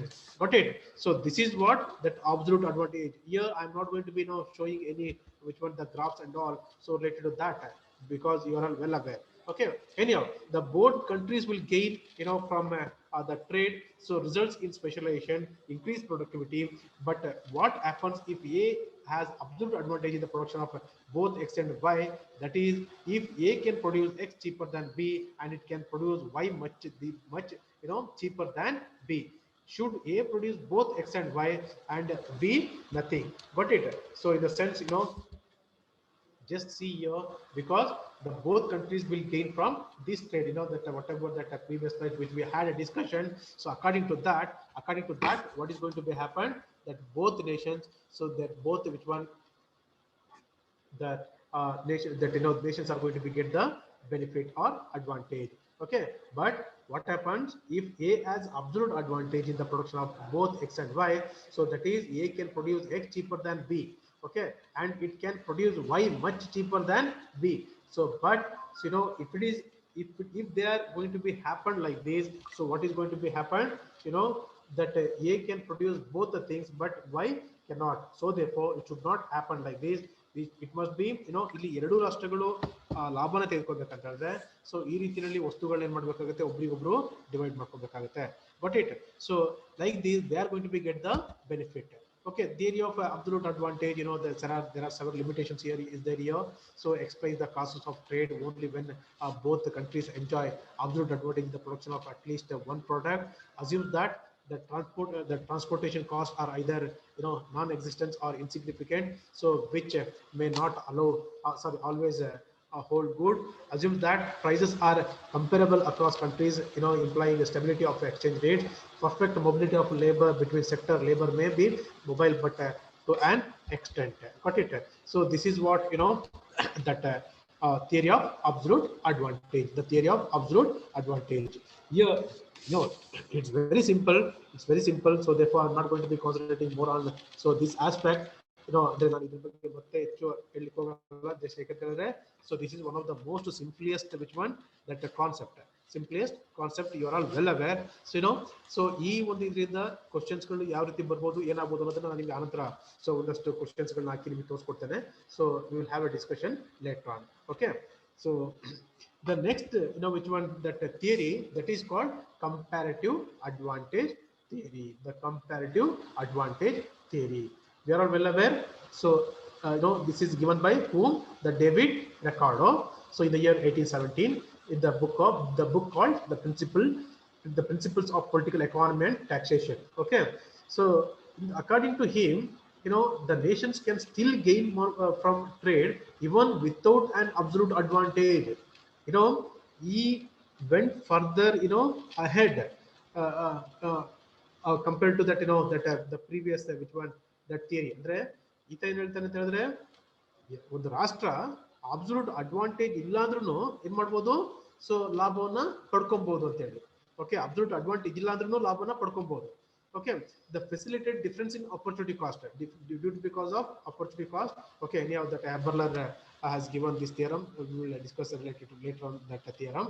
A country has a comparative advantage in producing goods if the opportunity cost of producing that good in terms of other good is lower in that country compared to the other countries.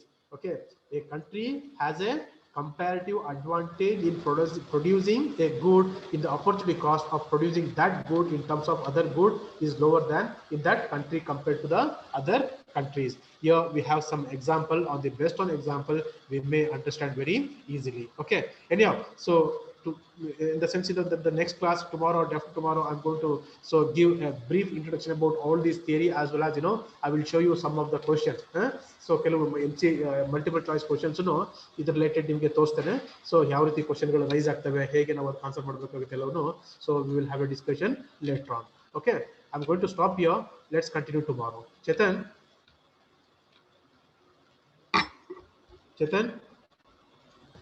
Sachin sir.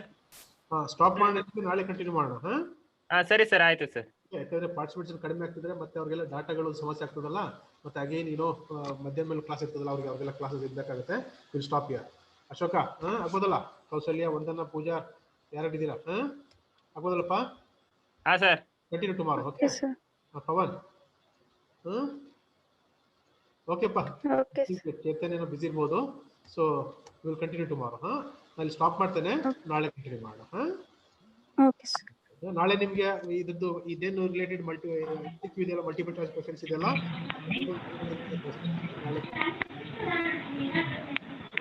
ಅದೇ if you are having any doubt or clarification regarding that, please ask me. ಯಾರಿದೆಯಾ? ಒಂದು 5 minutes discussion ಮಾಡ್ಬೋದು, ತೊಂದ್ರೆ. Sir ಯಾರೋ hand raise ಮಾಡಿದ್ದಾರೆ ನೋಡಿ sir. ಯಾರಪ್ಪ hand raise ಮಾಡಿದ್ದಾರೆ? ಯಾರು ಮಾಡಿದ್ದಾರೆ? Hazrat Fatima. Fatima,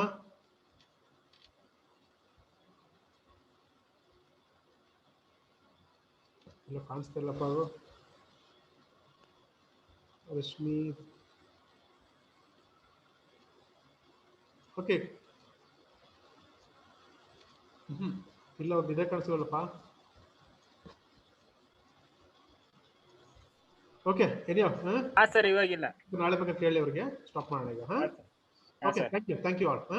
C you later. Thank you, sir. Thank you.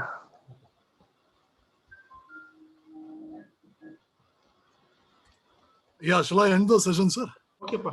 We will end it. Yeah, fine, sir. Thank you, sir. Tomorrow, Because already it is at 12:15, you know. Huh? Yeah, fine, sir. Anyhow, we have one more class to afternoon. Okay, sir. We'll meet later. Huh? Yeah, fine, sir. Bye, sir.